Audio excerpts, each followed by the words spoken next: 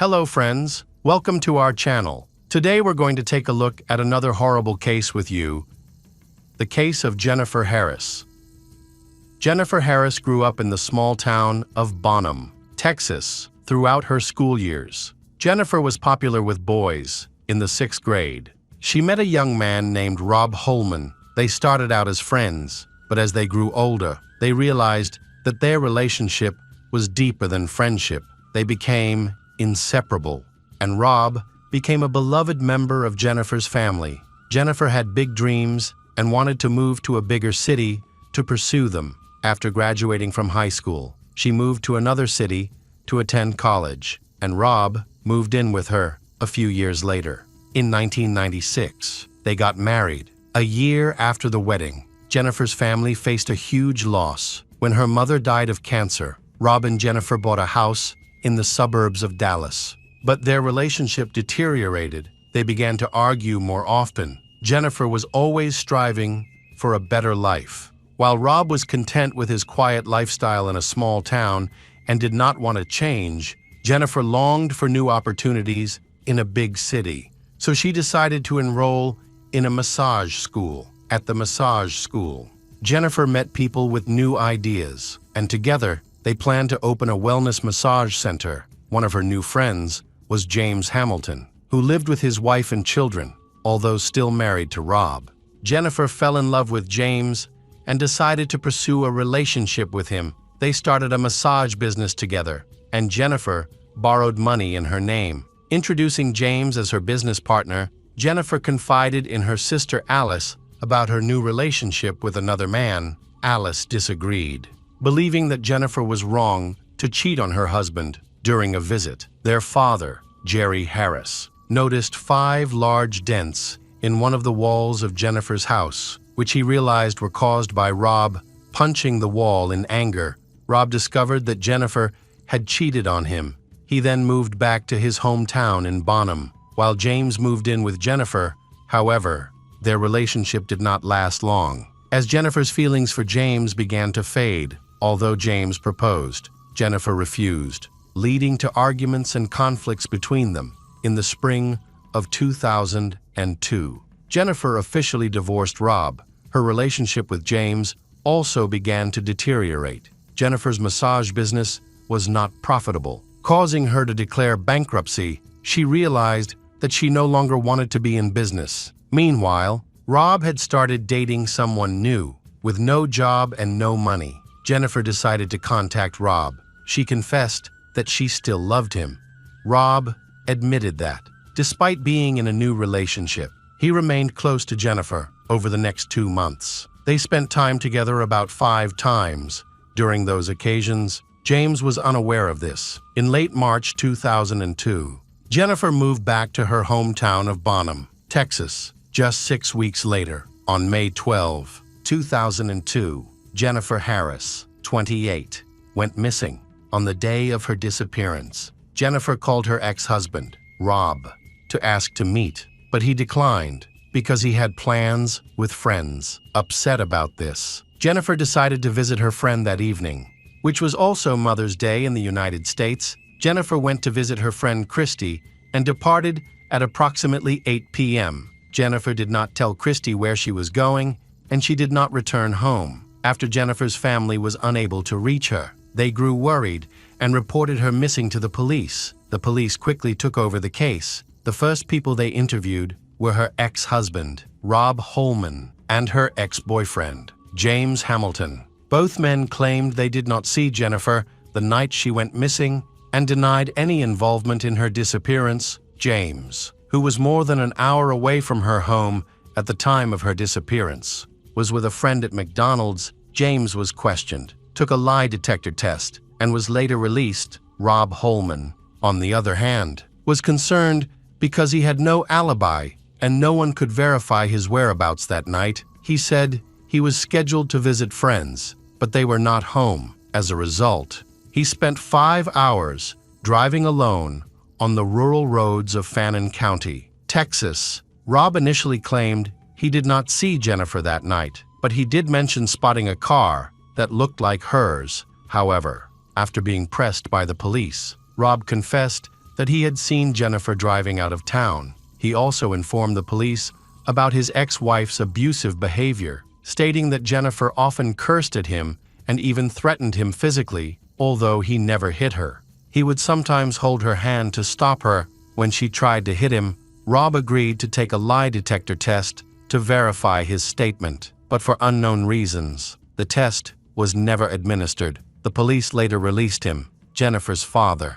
Jerry Harris, searched for her for 6 days. Jerry drove around town, asking people if they had seen his daughter. On May 18th, a fisherman discovered the body of a woman near the banks of the Red River and immediately called the police. The body was identified as Jennifer Harris. The police launched an investigation and interviewed Jennifer's friends and family again. A key piece of information came from Jennifer's friend, who revealed that Jennifer had recently told her that she was pregnant. The main question was whether the father was Rob or James. After a forensic expert performed an autopsy, it was discovered that Jennifer's body was missing her uterus. Therefore, the police could not determine whether she was pregnant. The forensic expert could not determine the cause of death due to the body's significant decomposition. Rob reported that, a month before the incident, Jennifer had informed him of her pregnancy and assured him that he would soon be a father, which shocked him. The police were unable to solve Jennifer's case because they could not find any vital evidence or witnesses a year after Jennifer's death. Local residents blamed District Attorney Miles Porter for her death. Porter claimed that he did not know Jennifer and had never met her. Despite supervising her case, he admitted that the community's hostility toward him stemmed from another case he had worked on. Following the public accusations, he lost his job and went into private practice. Police found no evidence implicating Porter in the case. A year later, Deborah, who had seen a news report about Jennifer's unsolved case, reported to the police that she had seen a girl who resembled Jennifer while driving over a bridge on Mother's Day. Deborah noticed 3 young men and a girl. 2 of the men were holding the girl by her elbows, and Jennifer appeared to be trying to escape.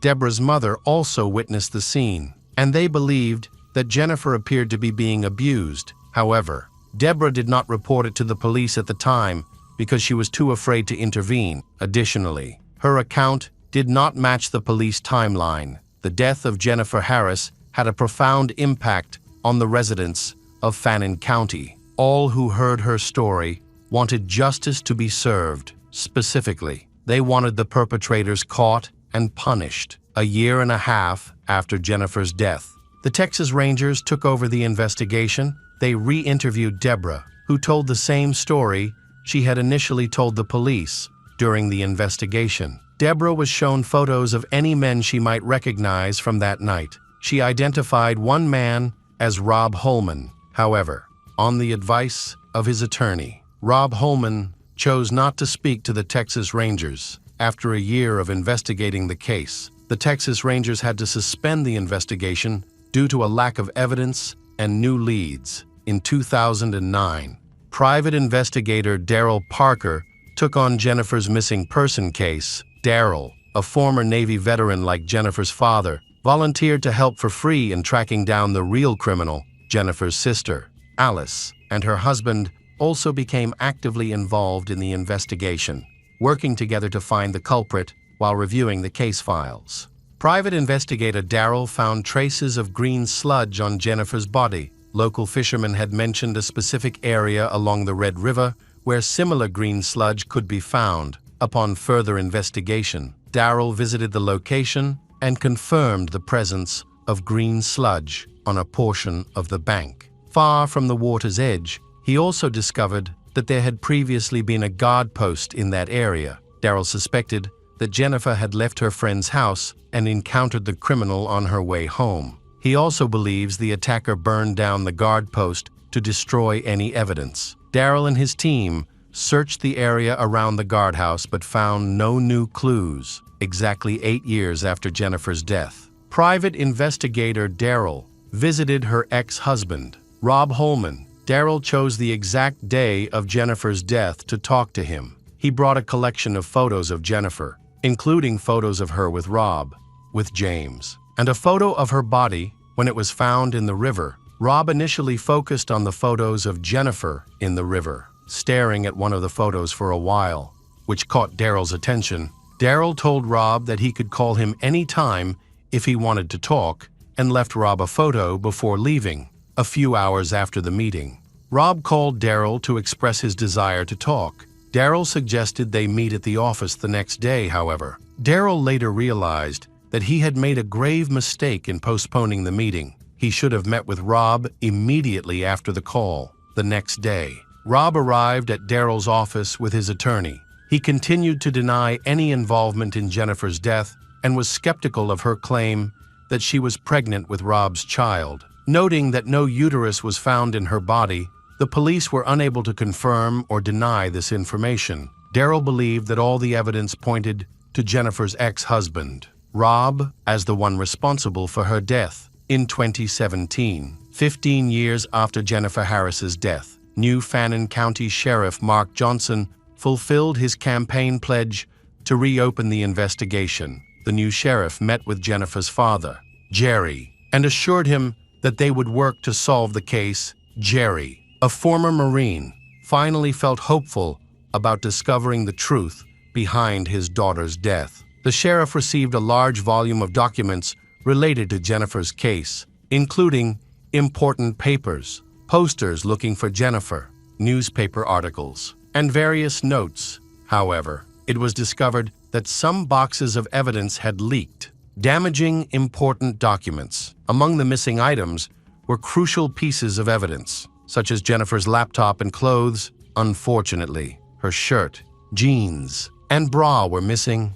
After reviewing the documents, the sheriff admitted that the police had handled the case poorly, which left him extremely disappointed. In late 2017, private investigator Joe Mora joined Jennifer's case. He traveled to Dallas, Texas, to re-interview witnesses and found that the initial investigation was flawed. Joe speculates that Jennifer's ex-husband, Rob, had a motive to harm her, to avoid paying 18 years of child support, especially since Rob admitted that Jennifer had informed him of her financial troubles. However, Rob insists that he did not believe Jennifer was pregnant and thought she was simply trying to manipulate him into mending their relationship.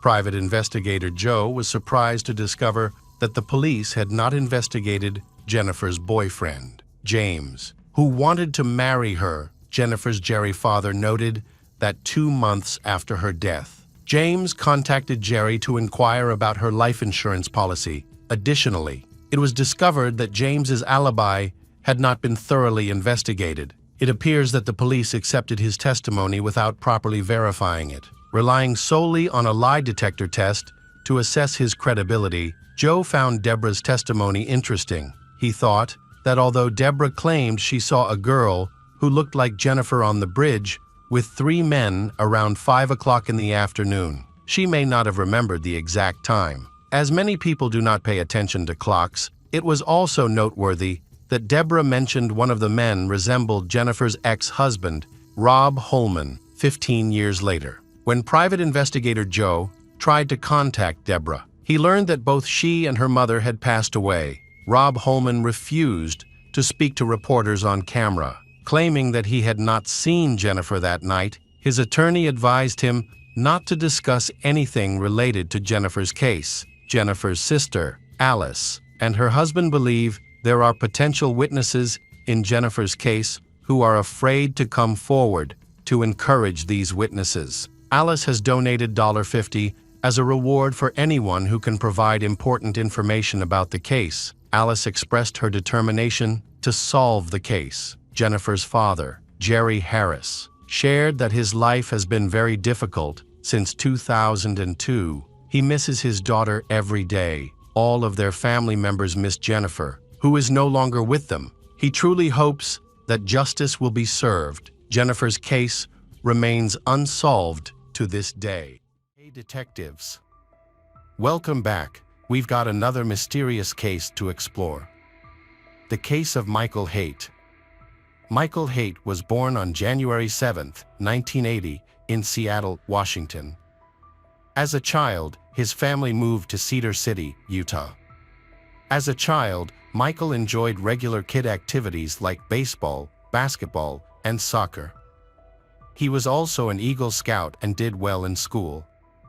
After graduating from high school in 1998, Michael spent a summer working at a fish plant in Alaska. He quickly rose to the position of line manager, supervising over a dozen people. His work ethic and dedication were recognized, leading to his promotion. A hard-working member of the Church of Jesus Christ of Latter-day Saints, Michael went on a mission trip to southern Brazil. This experience strengthened his faith and commitment to his community. After returning to the United States, Michael attended Southern Utah University, graduating with a business degree in 2004. While at the university, Michael met his future wife, Tasha Earle. They fell in love and were married at St. George's Temple on May 10, 2003. Michael seemed to be the epitome of a hardworking husband and father. He coached his children's sports teams, attended school concerts, and spent time with them skiing and doing projects in the garage. However, on January 4, 2023, a shocking discovery exposed the dark reality of Michael's family life. That day, police found 8 bodies in Michael's home, leaving police and neighbors stunned and baffled. The alarm was raised when Tasha Haight missed an online appointment and her husband Michael did not show up for work, prompting worried co-workers to call the police and request a welfare check at the family's home. Officers went to Michael's Enoch home, but no one answered when they knocked. Upon further inspection, the home appeared to be empty. Since Michael's family had 5 children, officers contacted the Iron County School District to check if any children were at school. They discovered that no children were there. When officers arrived at Michael's home, the Michaels lived in a 1-story home with a basement. Detectives arrived shortly after the home was designated a crime scene. Upon entering the master bedroom, they found 4-year-old Gavin lying face down, his head turned to the left. One of his arms was propped up under his head on a pillow, and a blanket partially covered his body. Tasha was similarly covered, with only part of her body under the blanket. On the other side of the bed, police found an older woman, later identified as Gail Earle, Tasha's mother. Gail was lying on her back with her head on a pillow, and was also partially covered with a blanket, as were her daughter and grandson. When police searched Michael's home, they came across Bryn's room. Inside, they found the 12-year-old girl lying on the bed, slightly elevated and partially covered with a blanket. When they entered Amon's room, police found a 7-year-old boy lying face down in the corner. Notably, unlike his siblings, he had no pillow or blanket. Sienna, Amon's twin sister, was found in her bedroom, lying on her left side on the bed with her head on a pillow, covered with a blanket. Michael's oldest child, Macy, 17, was also found on the bed, her head on a pillow and her body covered with a blanket.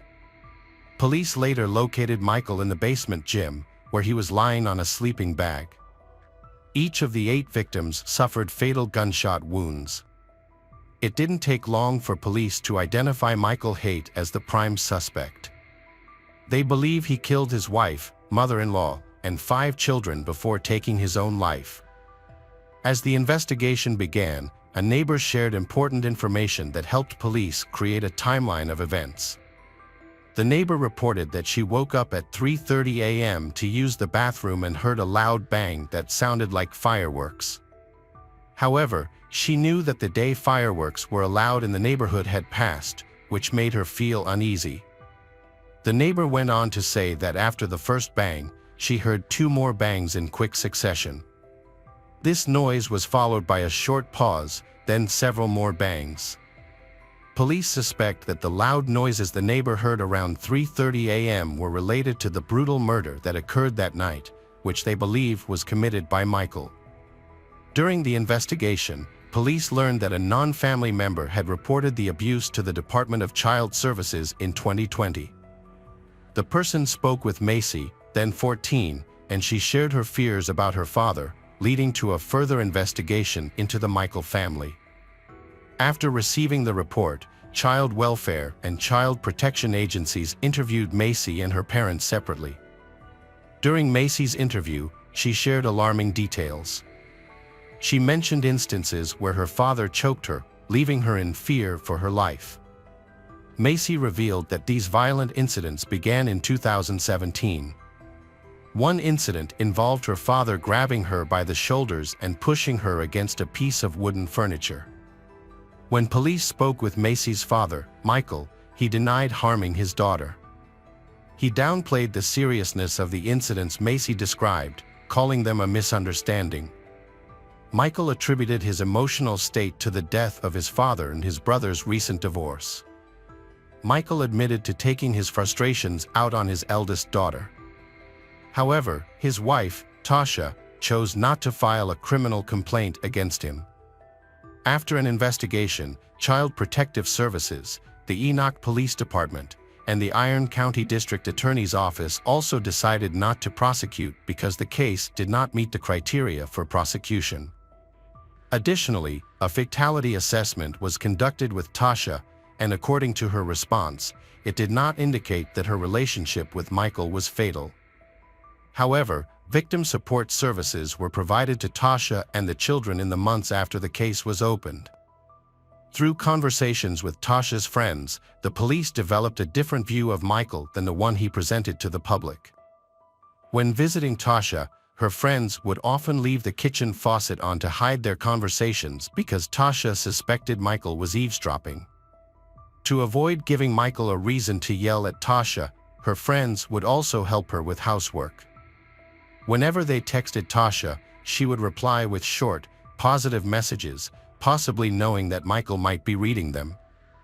This behavior suggested that Tasha was trying to maintain a positive appearance in front of Michael, implying that their marriage was not in trouble. Police investigating the case discovered that Michael displayed a high level of control over his wife, Tasha. He exercised this control in a variety of ways, including confiscating her car keys and phone to restrict her freedom. Additionally, Michael's reaction when Tasha purchased a $30 rug from Walmart to replace her dirty carpet raised further suspicions about his behavior.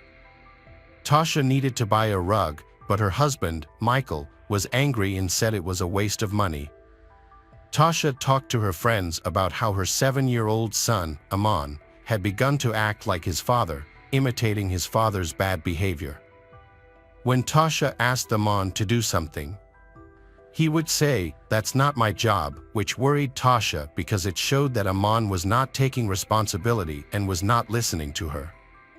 This is similar to how Michael often ignores or dismisses Tasha's requests, and it seems that Amon is adopting similar habits. In 2022, Tasha made the rare decision to get a manicure as an act of self-care. However, her husband, Michael, objected and tried to limit her freedom.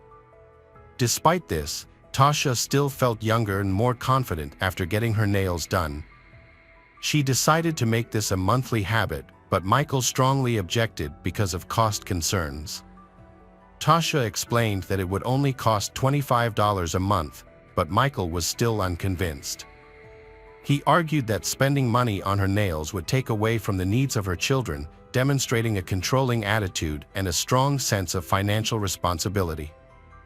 At the same time, Tasha began taking better care of herself and losing weight. This came after years of her husband, Michael, calling her fat and ugly. However, instead of being supportive, Michael becomes angry when she loses weight. He accuses her of being unfaithful, trying to explain away her change in appearance.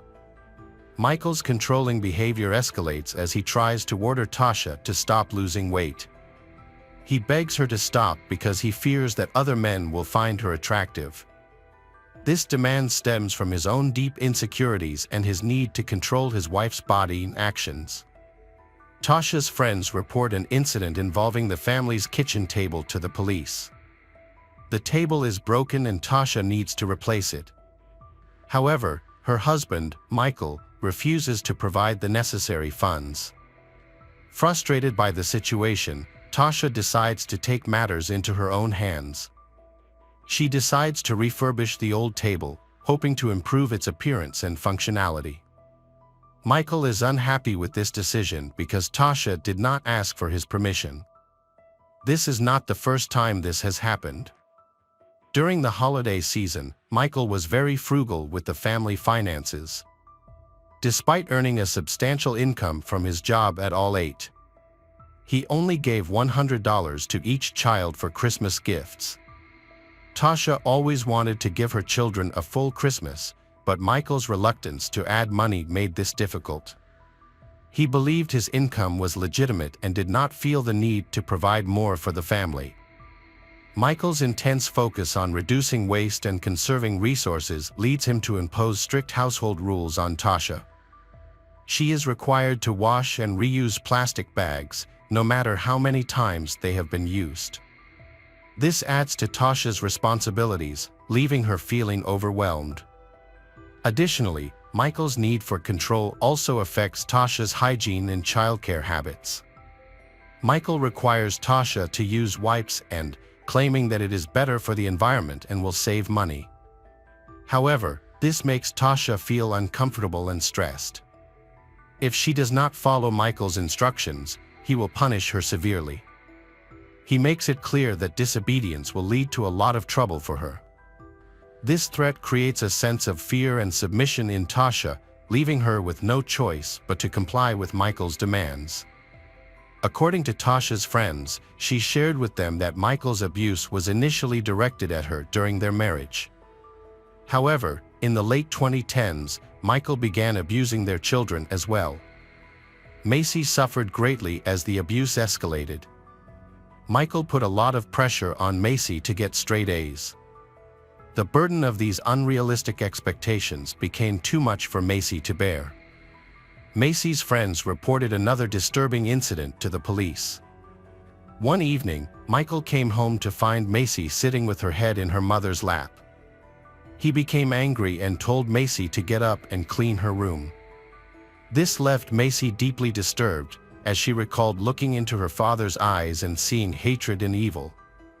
Police also discovered an incident involving 7-year-old Briley, who was playing with a changing table and would not stop when Michael told her to stop.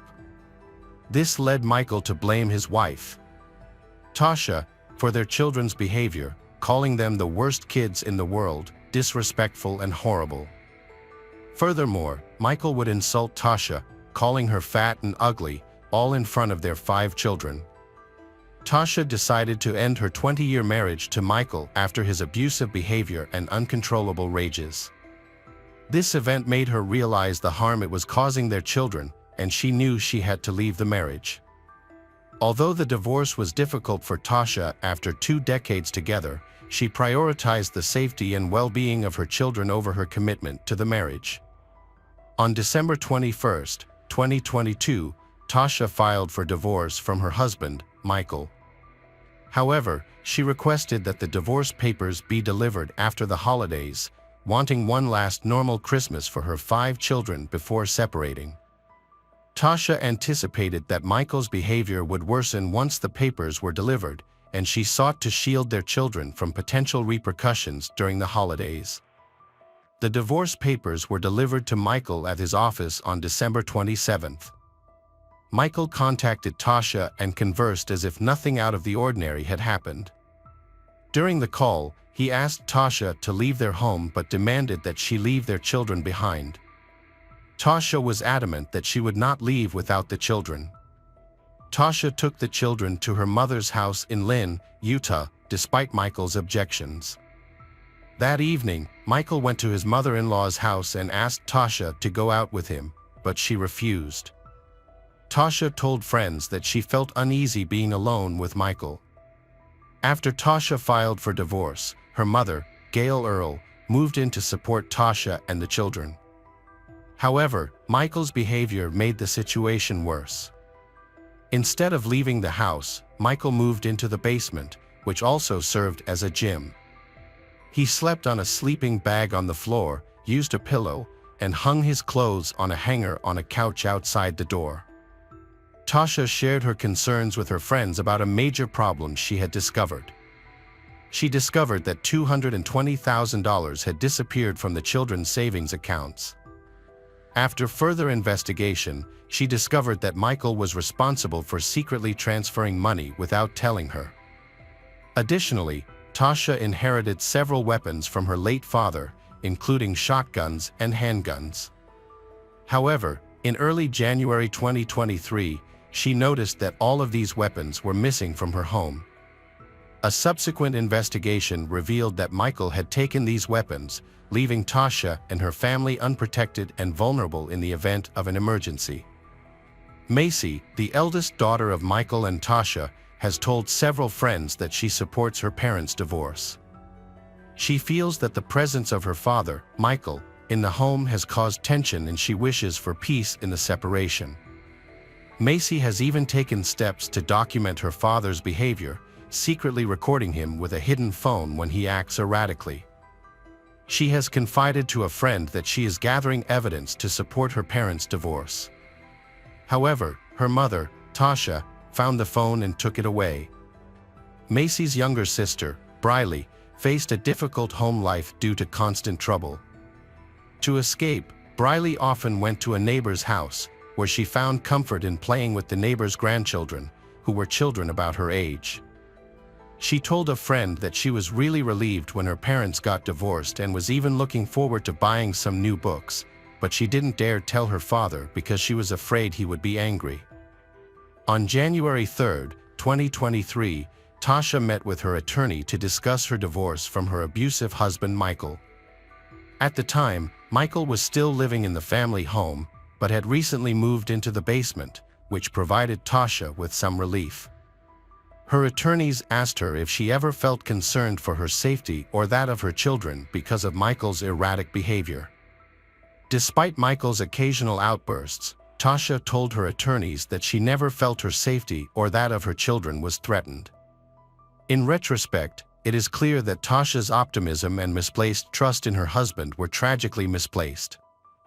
The investigation into the shooting of Michael Haight's family was a difficult and disturbing process for police as they reconstructed the events that led to the tragedy. A chilling discovery emerged from digital evidence collected from the family's computers and cell phones. On December 30th, just days before the shooting, Michael made a disturbing Google search at 10:41 p.m. He searched for information about guns and shootings, which, combined with other evidence, suggested a dark intent. Search queries included questions about how loud a 9mm gun is, how to recognize a gunshot, and what to do if you hear a gunshot in your neighborhood. In a letter Michael wrote before he took his own life, he said he would rather rot in hell than endure what he described as his wife's controlling behavior. Michael expressed that he could not endure the situation for another day and was determined to end the manipulation and control he had endured. Michael's letter expressed deep frustration and despair. He had repeatedly asked for help, but no one seemed to listen. In this letter, Michael emphasized his determination not to become a burden to society. The details of the letter he left behind shocked and disbelieving many. Michael's actions were calculated and premeditated. He had planned the murder carefully, ensuring that his wife and children would not find out until it was too late. Hey detectives, welcome back. We've got another mysterious case to explore. The case of the Ortega family. Paula, born in March 1986, is the second child in a large family. She excelled at Dario Figueroa Lara School and then went on to study at the Polytechnic University. During her time at university, Paula discovered her passion for the hospitality industry. After completing her studies, Paula became actively involved in expanding her family's business, focusing on the production of party goods. Her family, the Ortega Alcosers, were wealthy and highly respected in Sangalqui and surrounding towns in Ecuador. Paula's father had started his business by supplying party goods across Ecuador, eventually finding great success and enabling him to produce his own balloons, piñatas, and other festive items. This growth led to the establishment of multiple stores. The business success led to the opening of several stores in various locations, including in Sinoli in Ecuador's capital, Quito. Each member of the family played a vital role in the business, contributing to its development and operation. The father oversaw the expansion of the main production line, while opening new workshops for various party items. Paula and her two siblings each managed a store, shaping it according to their own vision. Paula's entrepreneurial skills extended beyond just managing her store. The business became even more successful when she added a party planning service.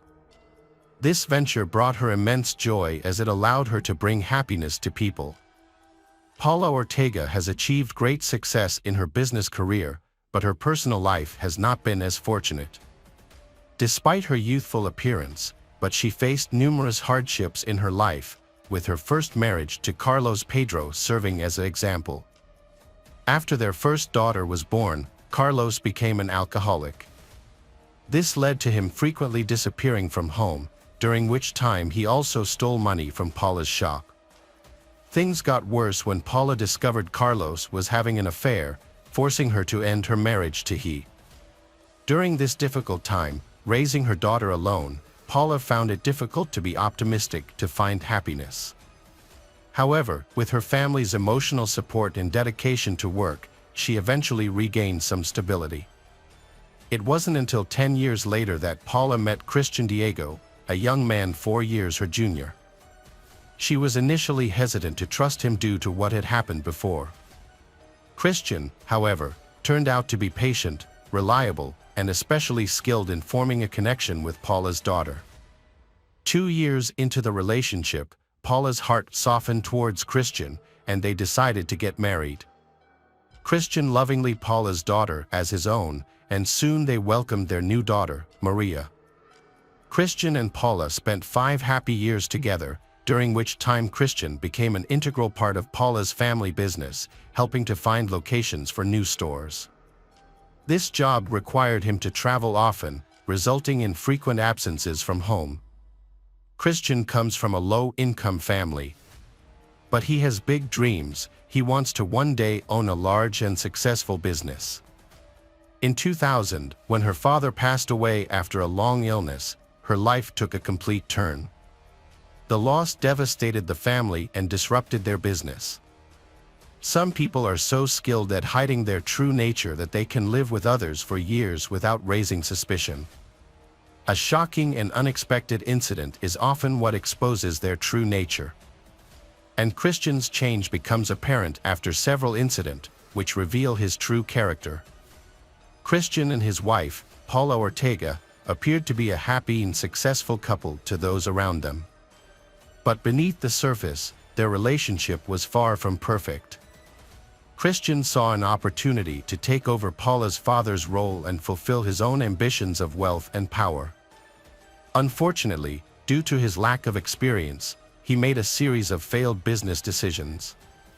Frustrated and desperate, Christian's behavior towards his family changed dramatically. He began to resent them, then abandoned them to live a life of luxury. He immersed himself in a world of pleasure and became involved with many women and alcohol. Without Paula's father to restrain him, Christian's true nature finally began to emerge. Paula refuses to repeat the mistakes of her previous miserable marriage, but her relationship with Christian only gets worse. They had an unhappy home life, filled with frequent, that revealed Christian's true character, an ambitious and power-hungry individual who only cared about himself and demanded unconditional obedience.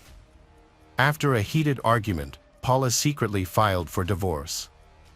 However, when Christian found out, his behavior suddenly changed. To maintain his status in the family and afraid of losing everything, Christian repented and tried to change everything. He sincerely apologized for his previous actions, saying that they were due to confusion and insecurity, and vowed to love and cherish his family.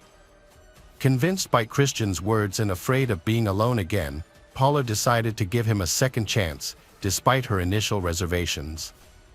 In an attempt to mend their relationship, Christian proposed a romantic dinner at home, which Paula agreed to.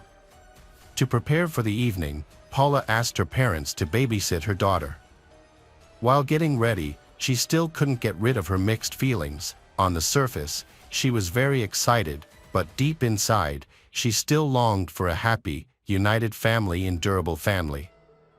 The evening got off to a great start, with the living room decorated with festive garlands and the dining table lit by the warm glow of candles.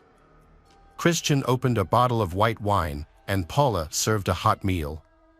However, Christian's sudden announcement disrupted the peaceful atmosphere. He shared with Paula his plans for the Allure company, revealing that he had made a serious mistake in a recent tender, and it has resulted in significant financial losses. Christian announces that the company needs a new investor to stay afloat.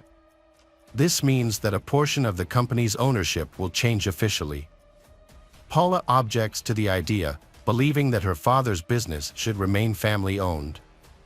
Christian, who has found an investor, becomes increasingly frustrated with Paula's objections. His eagerness to close the deal clashes with Paula's desire to keep the company in the family, causing tension in their relationship and spoiling the mood at dinner. On January 2, 2023, Paula took her youngest daughter to the playroom. She then went to her shop, where she was preparing a large order for an upcoming themed event, which involved assembling balloon fountains and party decorations.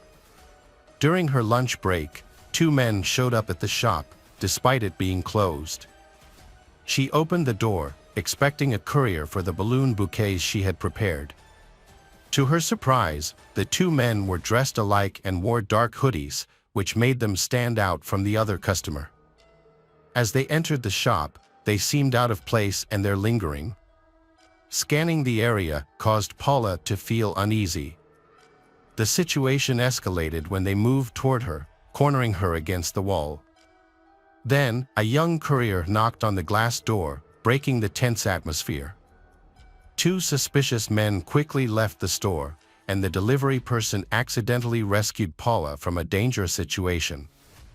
Paula felt a mix of anxiety and apprehension as she handed over the package, then she proceeded to close her shop, wrapping up her day.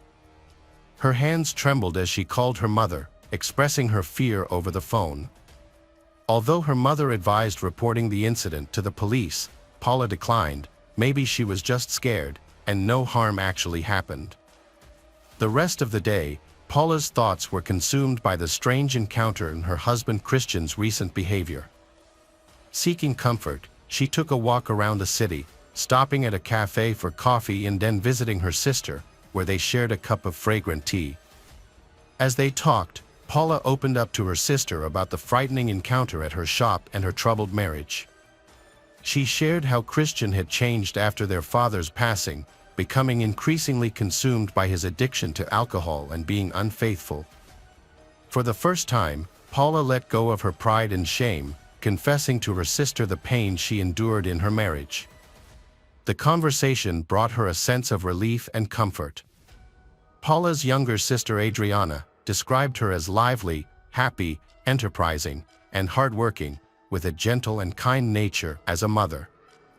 One day, Paula discussed her long-term goals with her sister, including her aspirations for her daughter's future careers and her own plans for the business.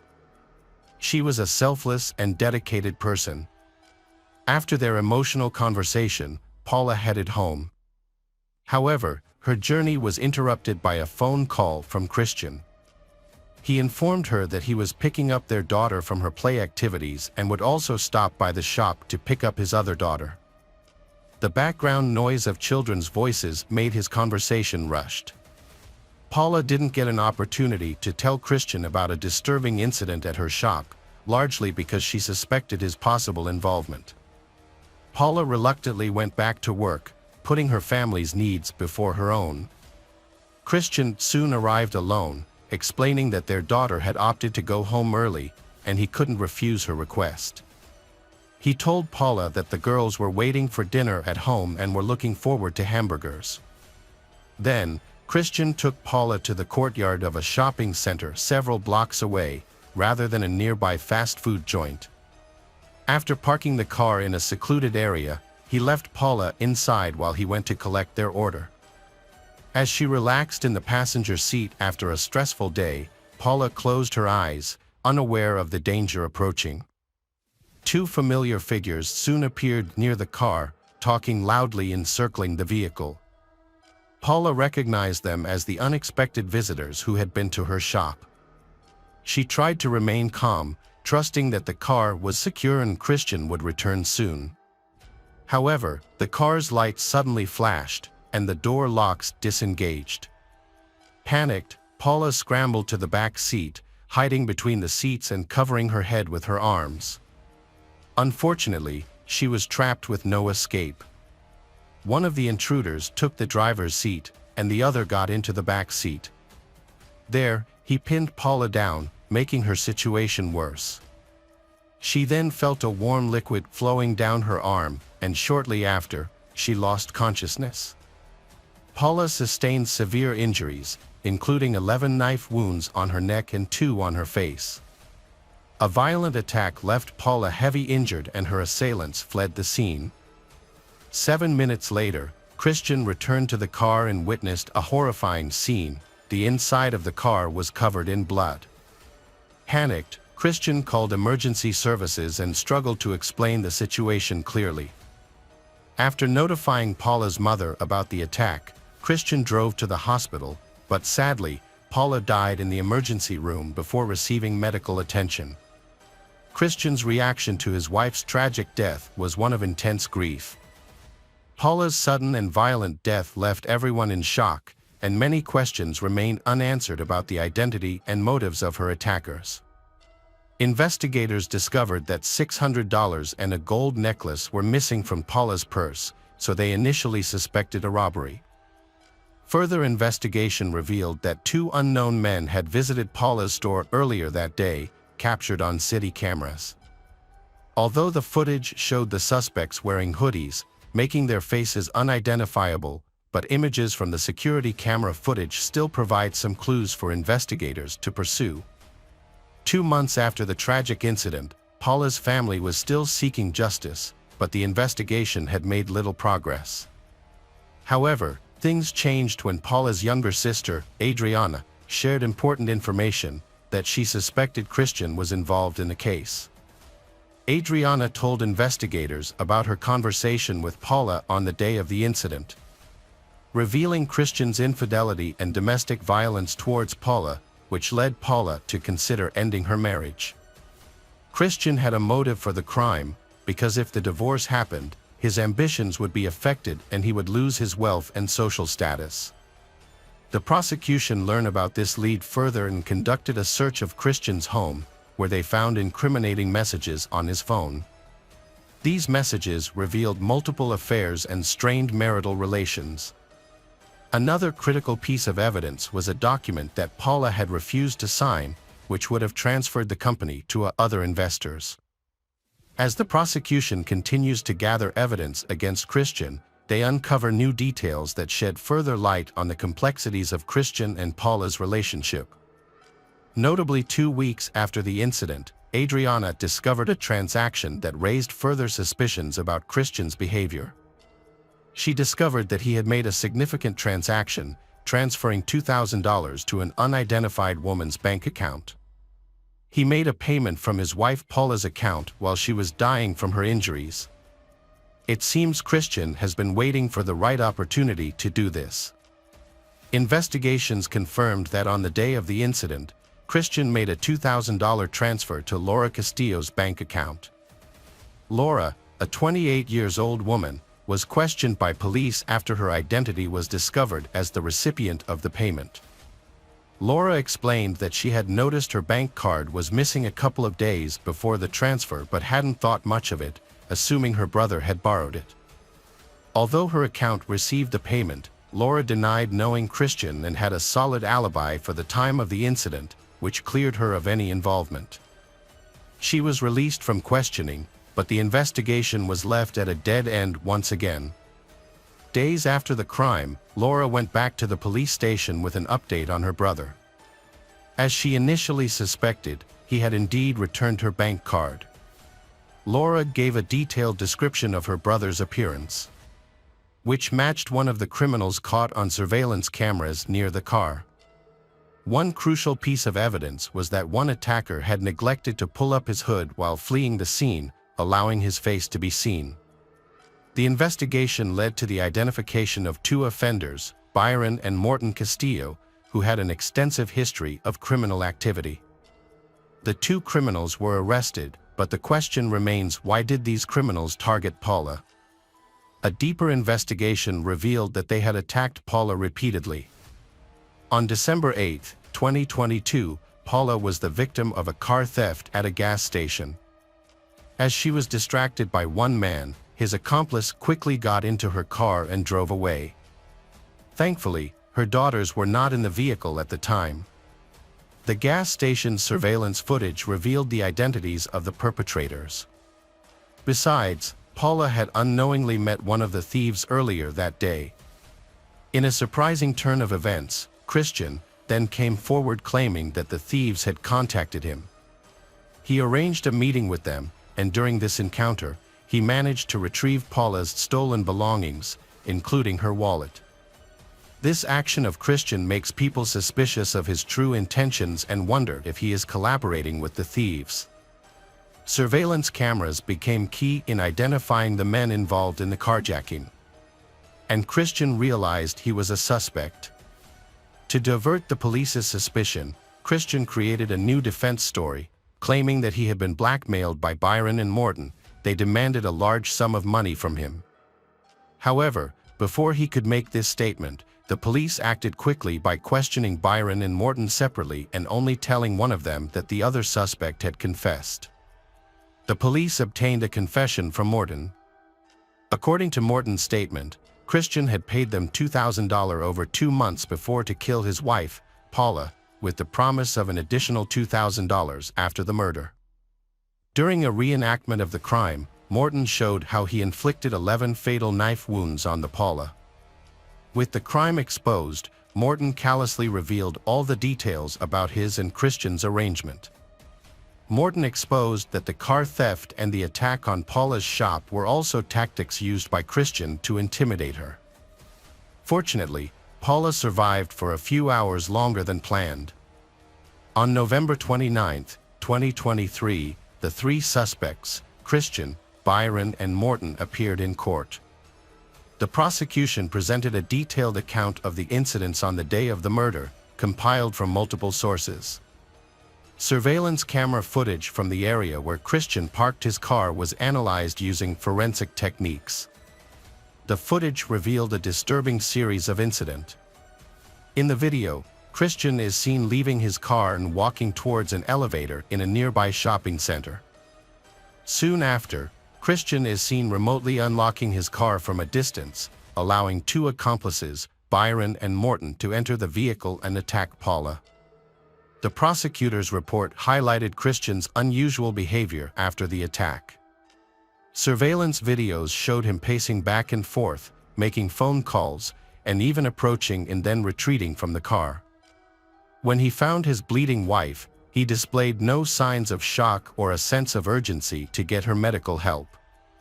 According to the videos, during the first 4 minutes after the attack, Christian's actions were calm and deliberate.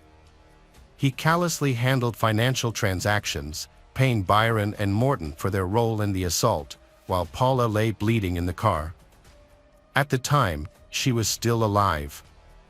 Paula's family lawyers used this footage as evidence, urging the court to consider it as an aggravating factor in the crime. Christian dropped off Byron and Morton near Paula's store before the attack. However, these individuals arrived at the store earlier than expected, suggests that the original murder may have been planned for the store's closing time, when Paula was alone and eating lunch. The sequence of incidents presented in court during Christian's trial indicates that the crime was premeditated. Several hours before the 1:30 p.m. attack, Prosecutor Marlon Calderon pointed out inconsistencies in the suspects' actions, highlighting the question of how they knew Paula would be at the store at that time, unless they had been following them. Furthermore, Christian's behavior was scrutinized as evidence of his involvement in the crime. Notably, He was observed not fully closing the car window and unlocking the doors near the store. Additionally, he was seen pacing back and forth multiple times before assisting his wife and making phone calls, rather than immediately seeking medical attention at a nearby clinic. These actions are central to the case against him, which accuses him of orchestrating the murder of his wife, Paula. Testimonies from 10 witnesses, including neighbors, friends, and acquaintances, revealed Christian's true motives and objectives. He tried to pressure Paula into transferring her shares in the company because he could not sign a legal contract, but his efforts were unsuccessful. Although Christian did not physically harm Paula, he inflicted severe psychological abuse on her, artfully concealing it under the guise of a perfect family life. The Prosecutor General's report stated that video evidence implicated Christian as the mastermind behind the crimes, leading to his isolation. This measure is not an arrest warrant but a precautionary step to curb his threat to society. After this incident, Christian was accused of orchestrating his wife's death. His defense team tried their best to defend that he was innocent. However, they were unsuccessful in refuting key evidence, including surveillance footage and falsified company transfer documents. The defense team then changed their strategy, attempting to depict Christian as suffering from a mental disorder. Multiple psychiatrists evaluated Christian, but ultimately, he was deemed competent to stand trial. With the gravity of the situation becoming increasingly clear, Christian's defense counsel advised him to flee the country. They asked if his passport was ready and suggested that he purchase a ticket to Panama for the next day. However, this plan to evade justice ultimately failed. Christian's search for Central American flight tickets initially raised suspicion with the authorities. Following this discovery, the prosecutor quickly ordered an 8-hour detention of Christian. This was succeeded by the presentation of charges and the disclosure of case details to a specialized domestic violence judge, preceding the trial. Christian was held in pre-trial detention as the alleged mastermind behind an extreme act of violence that left 2 young children without a mother and their family to grieve. The Paula Ortega family demands justice for this heinous crime, emphasizing the immense pain and suffering inflicted on their children and the devastating loss they endured. After the case was widely publicized, the jury delivered a guilty verdict, finding Christian and his 2 accomplices, Byron and Morton, committed a brutal, intentional and carefully planned crime. As the trio showed no remorse, Christian and Byron and Morton were ultimately sentenced to 26 years in prison. The municipal authorities of Ruminawi are deeply saddened by the loss of Paula. They expressed their heartfelt condolences to her family and friends. Paula was a highly respected businesswoman, a loving friend, mother, and wife who played a vital role in the development of the canton and bringing prosperity to those around her. Hello friends, welcome to our channel. Today we're going to take a look at another horrible case with you, the case of Lori Slasinski. Lori Slasinski, a 24-year-old former Auburn University student, disappeared mysteriously on June 10, 2006, from Auburn, Alabama. Her disappearance occurred after she had confirmed plans to attend a girls' night out at her best friend and coworker's house home. However, she never arrived. Located in eastern Alabama, Auburn is a rapidly growing city with a rich cultural mix and a strong sense of Southern hospitality. It is home to Auburn University, one of the nation's most recognized public universities. Lori was born to parents Casey and Arlene Slasinski on September 21, 1981. She had blue eyes and blonde hair, and her parents and older brother, Paul, adored her. The investigation into Lori's disappearance began with a disturbing discovery. Her dog was left unattended, the air conditioner was still on, and the telephone cord was missing from her home. The police were baffled by the lack of evidence, and Lori's family was left with unanswered questions. Had Lori left town in a hurry, or was something more sinister at play? After 16 years, the mystery of Lori's disappearance was finally solved, but the events surrounding her vanishing remain as puzzling as ever. The family originally came from New York State but later relocated to rural Alabama farm country near Auburn when Lori was 13. Growing up in a country setting with animals, Lori developed a passion for animals. According to her friends, Lori was stunning and enjoyed spending time with friends, watching movies, riding her bicycle, and playing video games. In addition to these leisure activities, she was diligent in her studies and received support from her family. After completing high school, Lori attended Auburn University, majoring in psychology with a minor in criminology. Her parents purchased a mobile home for her in a well-maintained house park popular with students, where she lived off campus with her cherished Yorkshire Terrier, Peanut. Lori maintained a close relationship with her family, and her mother would call her daily to check in. In 2005, Lori graduated with honors from Auburn University. Following graduation, she secured a job at the East Alabama Mental Health Center while still residing in the house park. She also made plans to pursue her master's degree in psychology in the near future. Lori's family was proud of her accomplishments, but they had no idea that something terrible was about to happen. On June 10, 2006, 24-year-old Lori planned a girls' night at her best friend Lindsey Braun's house. They intended to have a few drinks and watch a movie. Lori and Lindsey had met in their junior year at Auburn University and quickly became friends due to Lori's kind, charming, and outgoing personality. After graduating, they both worked at the same mental health facility, which strengthened their bond. At around 6:30 p.m. on June 10th, Lori called Lindsey to say she needed to stop at the store before heading over for their movie night. Unfortunately, Lori never arrived. Lindsey became worried when she didn't hear from Lori again that night or the next day. She called Lori multiple times and left messages on her home answering machine, but Lori never responded. When Lori didn't show up to work on Monday, June 12th, Lindsey's concerns escalated. It was highly unusual for Lori to miss work without informing anyone. After Lori failed to show up to work on Tuesday, June 13th, Lindsey and another colleague visited Lori's home to check on her. When they arrived at the house, Lindsey found the door unlocked and the air conditioning on, which was unusual. Although Lori was nowhere to be found, her dog, Peanut, was in his crate, looking well-fed and content, as if someone had been caring for him. Surprisingly, his crate was clean, despite Lori having been missing for several days. Lindsey felt a sense of unease as she realized it was unusual for Lori to leave her beloved pet alone and unattended. She recalled that Lori had placed 3 rugs on her kitchen floor because the dog refused to walk on the tile. However, when Lindsey entered Lori's home later that day, the rugs were missing, along with the outside trash can. On the same day, June 13, 2006, Lori's mother, Arlene, received a call from Lori's workplace, informing her that Lori had missed work for 2 consecutive days. Arlene immediately tried to contact Lori but was unable to reach her. Growing concerned for her daughter's well-being, Arlene left for Auburn after alerting her husband, Casey, about Lori's disappearance. Upon arriving at Lori's house, Arlene encountered a disturbing scene.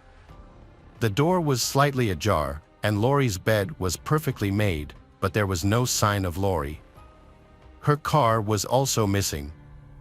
A closer inspection revealed that several items were gone, including the kitchen rugs, a pillow from the couch, a Galileo thermometer, a green trash can that usually held a rake and shovel, and the phone cord for the landline. Arlene's alarm grew as she realized that something was horribly wrong. She officially reported her daughter missing, holding on to the hope that Lori would eventually show up. As the initial investigation into Lori's disappearance began, police searched her house home but found no significant evidence linking to a suspect. However, they did notice signs of a struggle, scuff marks on the wall, and semen on her bedsheet. Additionally, traces of blood were discovered on the doorknob, and a coat hanger and a single golden hoop earring were also found at the scene. On June 10, 2006, police recovered surveillance footage showing Lori stopping at a Walmart in Alabama. This was the last known sighting of her, and no one had any idea what happened to her after that. Later that afternoon, Lori's mother, Arlene, received a phone call from one of Lori's friends, 25 years old Daryl Rick Ennis. Ennis claimed that he had met Lori on the day she went missing and thought she might have gone to make a drug deal. However, Arlene was skeptical of his story, despite knowing Ennis from when Lori invited him to spend Christmas with their family in 2005. Arlene couldn't believe that Lori would be involved in drug dealing and thought Ennis was lying, but she didn't know why he would make up such a story. Police received crucial information from Ennis himself. However, before they could investigate further, Lori's car was found engulfed in flames on a dead-end street near a bowling alley where Ennis used to work. This discovery, made on June 14, 2006, for days after Lori's disappearance, shifted the investigation from a missing persons case to a potential homicide. Unfortunately, the fire destroyed any potential evidence inside the car. Investigators found a hand-rolled cigarette near the vehicle and a gas can in the nearby woods, but Lori was not inside the car. Lori's family was devastated by the discovery, and they feared the worst. The only lead was the information Ennis had provided to Arlene. When questioned, Ennis repeated his story, adding more details. He claimed he and Lori grew marijuana together and speculated that she might have gone to sell her share. Ennis also suggested that Lori may have been involved with shady individuals. Police searched Lori's house thoroughly but found no evidence of her dealing drugs. During the investigation, they noticed scratches on Ennis's hands and arms, which he attributed to his dog. However, when they spoke to Lindsay, they uncovered more suspicious information. Lindsay reported that during her last phone conversation with Lori on the day she disappeared, she heard Rick Ennis speaking in the background. At the time, Lindsay didn't think much of it, as she knew Ennis was a friend of Lori's. Lindsay stated that when she asked Ennis about Lori's whereabouts via text, he replied that Lori was fine when he last saw her. Additionally, Lindsay told investigators that before Lori went missing, Lori mentioned that Ennis had written her a love letter, but Lori did not feel the same way. Lori had planned to talk to Ennis about her lack of romantic interest in him. Later, it was discovered that Ennis had told his friends about the love letter and Lori's rejection. When confronted with this new information, Ennis admitted to meeting Lori hours before her disappearance but claimed she was fine getting ready to go shopping when he left her house. However, investigators found inconsistencies in Ennis's statement, which raised suspicions.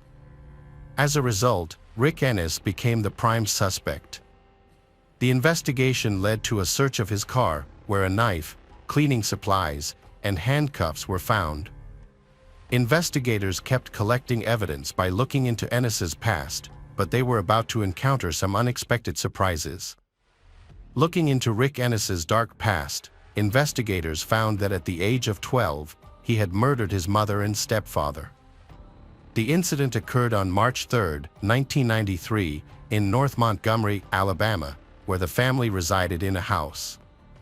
Ennis's mother, known for her kind and church-going nature, was first shot in the face and then beaten to death with a baseball bat.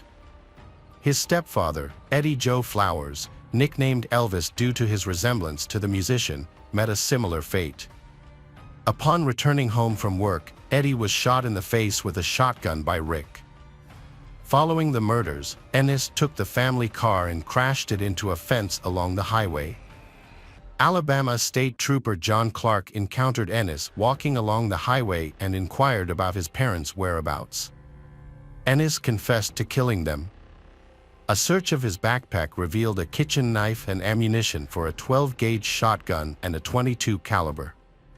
When questioned about his motives, the 12-year-old Ennis showed no emotion and explained that he was upset about his parents' plan to move, which would require him to change schools. Investigators believe Ennis lived with the bodies for 2 days, during which time he continued to attend school. He also confessed to planning to kill his 3 stepsisters, which shocked investigators. However, because of his age, he was tried as a minor and sentenced to 9 years in jail for the double murder. After his release, he moved to Auburn, where he met Lori Slasinski. Following Lori's disappearance, Ennis was the primary suspect, but without direct evidence for Lori's body, he couldn't be charged. Ennis left Auburn shortly after speaking with detectives and eventually settled in Huntsville, Alabama, in 2007. By then, Lori's case had gone cold. In Huntsville, Ennis moved in with Abram Sissons, telling him that he had kitchen rugs given to him by a woman from Auburn who had vanished, but didn't mention her name. Abram didn't suspect anything out of the ordinary about his conversations with Ennis until he discovered Ennis's dark past. At that point, Abram asked Ennis to leave right away. Later, Abram reported that his apartment was completely trashed when he returned. However, police were able to recover the rugs, and one of them tested positive for Ennis's blood. Abram also mentioned that he had seen a Galileo thermometer in Ennis's room before Ennis moved in with him, the same type that was missing from Lori's home. Unfortunately, even with this new information, the police were still unable to connect Ennis to Lori's murder at that time. As their main suspect remained at large, the case went unsolved, leaving Lori's distraught family waiting for answers. Years went by with no updates on the case.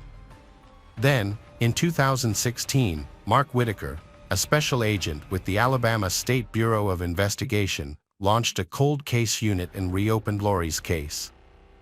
Alongside his team, including his longtime partner Agent J.W. Barnes, Lori's case was their top priority, and they began re-examining the evidence. They started sending evidence to forensic labs for testing and conducted multiple interviews. After re-examining the evidence, Ennis became the main suspect. Agent Mark suspected Ennis due to his past, but needed more evidence to prove his guilt. In a surprising turn of events, Agent Barnes discovered a crucial piece of evidence while reviewing old files. He found an unopened report from 2006 containing test results from Lori's house. The results revealed Rick Ennis's DNA on Lori's bed sheet and the front door.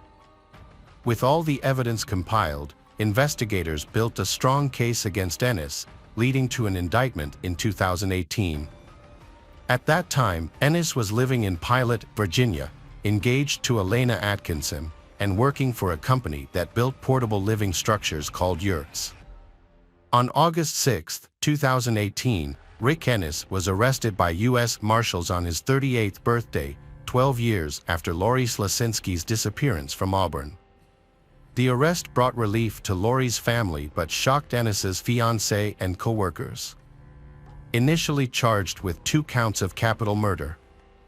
The trial started on April 1, 2022. The prosecution presented evidence linking Ennis to the crime, including a cigarette but with his DNA found in Lori's bed sheet.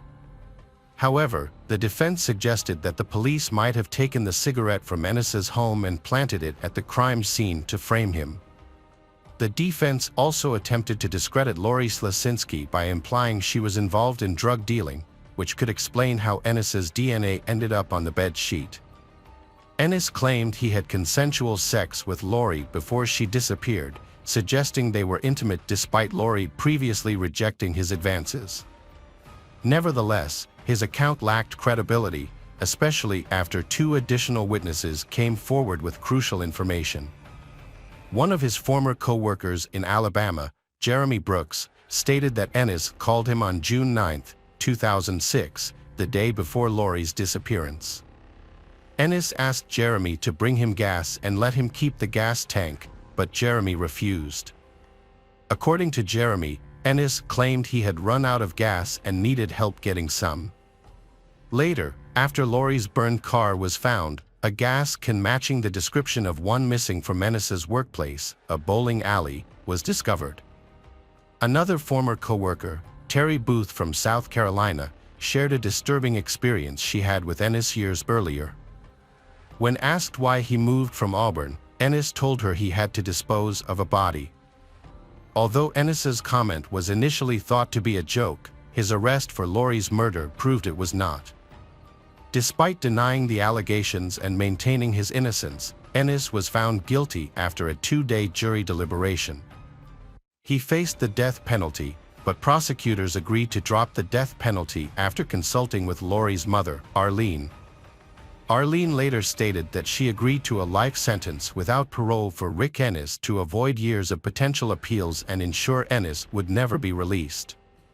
Ennis was sentenced to life without parole on April 14, 2022, and is currently incarcerated at the William E. Donaldson Correctional Facility in Bessemer, Alabama. The outcome was bittersweet for Arlene Slasinski. Tearfully, she acknowledged that it meant she had to accept that Laurie would never return home, a hope her heart had held on to. Hello friends, welcome to our channel. Today we're going to take a look at another horrible case with you, the case of Christy Shawn. Christy Maria Shawn Cody was born on September 3, 1976, in Madrid, Spain, to American military parents. Due to her father's duties as a U.S. Air Force soldier, the family frequently relocated, following him to various European countries before eventually returning to the United States. Shawn began her education in New Orleans, Louisiana, but the family soon moved to Texas, then Illinois, and later spent several years in Latin American countries. Although this nomadic lifestyle presented challenges, it also allowed her to develop valuable skills, such as speaking multiple languages and experiencing different cultures. However, during her teenage years, Shawn struggled to adjust to new environments, make friends, and settle into new social circles. Just as she would start to feel comfortable, the family would move again, requiring her to adapt to new schools and peer groups. Despite these challenges, Shawn developed strong communication skills, which enabled her to quickly find common ground with diverse people. She was known for being a sweet, sociable, and charming young woman. In addition to her social skills, Shawn was also actively involved in sports from an early age, participating in gymnastics, swimming, and kickboxing classes for a time. When Christy finished school, her family moved to Beloit, Mississippi, where her father had retired from the military. It was here that she formed lasting friendships and discovered a passion for cooking. She experimented with various recipes, honing her culinary skills and earning praise for her creations. This led her to pursue formal culinary training, completing courses to further develop her talent. While her parents expected her to become a professional chef, Christy also discovered an aptitude for acting. She enrolled in an acting academy in Los Angeles, seizing every opportunity that came her way. She appeared in commercials, performed on stage, and worked as an extra or stunt performer in several high-profile productions. After graduating from the academy in 2000, Christy had yet to land a significant role. Despite her talents and striking appearance, she shifted her focus to her culinary skills and sports, turning these passions into a successful business. Christy is a strong advocate for a healthy lifestyle, offering advice on proper nutrition and developing her own exercise routines to maintain physical fitness.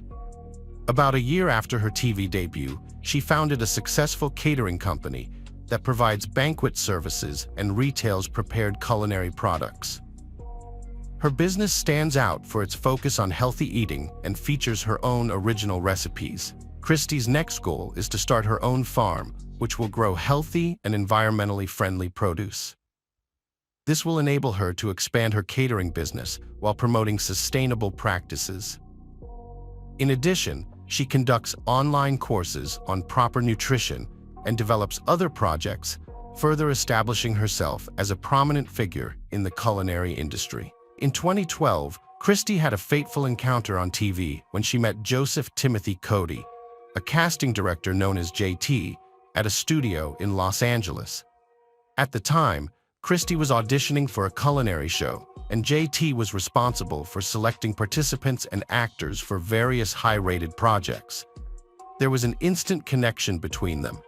Despite being nearly 7 years older than Christy and in the process of getting a divorce, JT was captivated by her beauty and charisma, He began to pursue her, and Christie was receptive to his advances. Soon, they started a romantic relationship. Joseph and his partner Christie shared a dream of building a life together in North Carolina. They left Los Angeles, selling their businesses and home, and invested in a large plot of land in Leicester. They bought a spacious house and nearly 1-acre property where Christie focused on her blog about healthy nutrition and lifestyle, and Joseph continued to work with TV channels remotely. Their relationship was filled with harmony, and in August 2014, they had a grand wedding attended by hundreds of guests. 3 months later, they were overjoyed to discover they were expecting their first child. They learned they were having a daughter during a routine ultrasound examination and chose to name her Skylar. Everything seemed perfect, but their happiness was short-lived. Christie's mother, who lived out of state, regularly called her to update on her life. However, on March 13, 2015, Christie's mother couldn't reach her, but didn't think much of it. The next day, neither Christie nor Joseph answered their phones. By March 15th, both phones were turned off, which alarmed Christie's mother. She asked a close friend, Cecily, who lived nearby, to check on the couple. Cecily found the cars parked outside, but the front door was locked, and no one responded to her knocks and shouts. She saw the couple's dogs locked in a room through a window and noticed the back door lock had been broken. She immediately called Christie's mother, who then contacted the police. The responding officers found signs of a break-in at the back door and disarray inside the house. Valuables were stolen, including a jewelry box and a breached safe in the bedroom. However, there was no evidence of a struggle, bloodshed, or forced detention. The perpetrator seemed to have taken great care to leave no fingerprints or DNA traces. The relatives held out hope that Joseph and Christie might still be alive, but experienced officers were not optimistic. The investigation struggled to make progress, with no significant clues or evidence found. The missing couple appeared to have no enemies, making it difficult to piece together what had happened. The police decided to question the neighbors to see if they had noticed anything unusual recently. A crucial detail emerged during the investigation into the disappearance of Christie and Joseph Cody. A neighbor reported seeing another local resident, later identified as 36-year-old Robert Jason Owens, throwing a large bundle into a trash bin near the Cody's home on the morning of March 15th. Although the trash had already been taken to the dump, the police wanted to speak with Owens, who was a handyman and friend of the couple. Upon questioning, Owens initially denied any involvement in the couple's disappearance and claimed ignorance about the bundle. However, the situation changed dramatically when the bundle was found at the landfill, containing items from the missing couple's home, including Owens' fingerprints and DNA traces on partially burnt clothing stained with blood. A search of Owens' home revealed charred human skeletal remains in his wood stove, incriminating him in the brutal elimination of his neighbor and his pregnant wife. Despite his initial denials, Owens eventually confessed to the crime after several hours of questioning. According to Owens, the incident occurred on the evening of March 12th, when he visited the Cody's home after getting stuck in the mud. He claimed that while trying to get his car out, he accidentally struck and ran over the couple while sitting in the driver's seat. Panicked, he decided not to call the police and instead covered up the incident. Owens claimed that he broke into the Cody's house, took blankets to move the bodies, and then dismembered them in his own bathroom. He proceeded to burn the body parts in his stove, but packed the blood-soaked clothing, blankets, and footwear into a trash bag and disposed of them in a dumpster. The police were shocked by Owens' cruel actions and eerie calmness when recounting the events. Forensic analysis confirmed that the bone fragments found in Owens' stove belonged to the missing couple. Robert, a man with no family and little contact with relatives, moved to Leicester in 2000 after buying land and building a house. However, his name became linked to a 15-year-old unsolved crime in Asheville, where he previously lived. The crime involved his close friend Zeb Wayne Quinn, who vanished mysteriously at the age of 18. Zeb and Robert had been friends since school and lived nearby. Zeb was undergoing military training and worked part-time at Walmart. On January 2, 2000, Zeb finished his shift and met with Robert, planning to drive to Leicester to buy a new car. However, he never returned home. A few days later, Zeb's car was found parked in another part of town with its headlights on and a heart drawn on the window with red lipstick. The car had damage and scratches with paint particles from another vehicle. Robert, who was the last person to see Zeb, told an implausible story. According to Robert, Zeb asked him to stop the car to make a phone call, saying he received an urgent message on his pager. Zeb drove off to a gas station, returned 10 minutes later looking frantic, and changed their plans. He then drove off in an unknown direction, hitting Robert's car in the process. However, Robert's car also had damage with paint particles from Zeb's car, raising suspicions about his involvement in Zeb's disappearance. Zeb Quinn had been romantically involved with Misty Taylor, who previously dated Wesley Smith. Smith had threatened Zeb, warning him to stay away from Misty or face harm. Although Zeb, Smith, and Owens were questioned, they were released due to lack of evidence.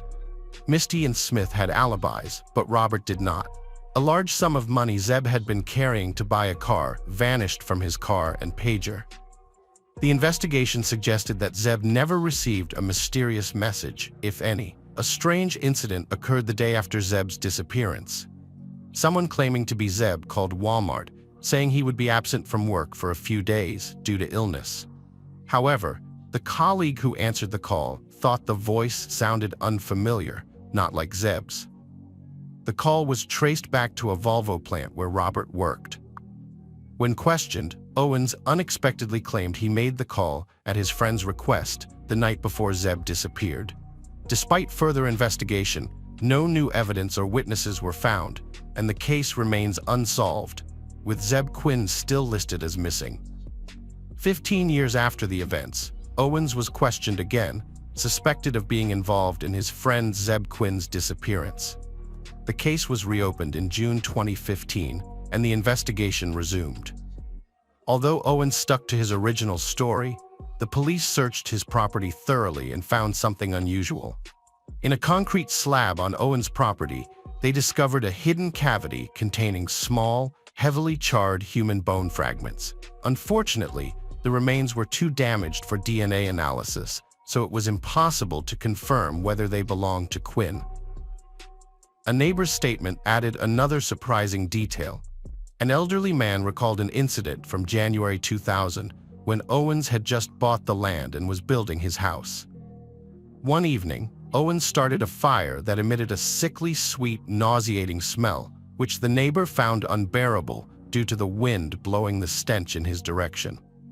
After covering the fire pit with concrete, which raised suspicions, Robert Owens claimed he intended to build a small fountain, but never did.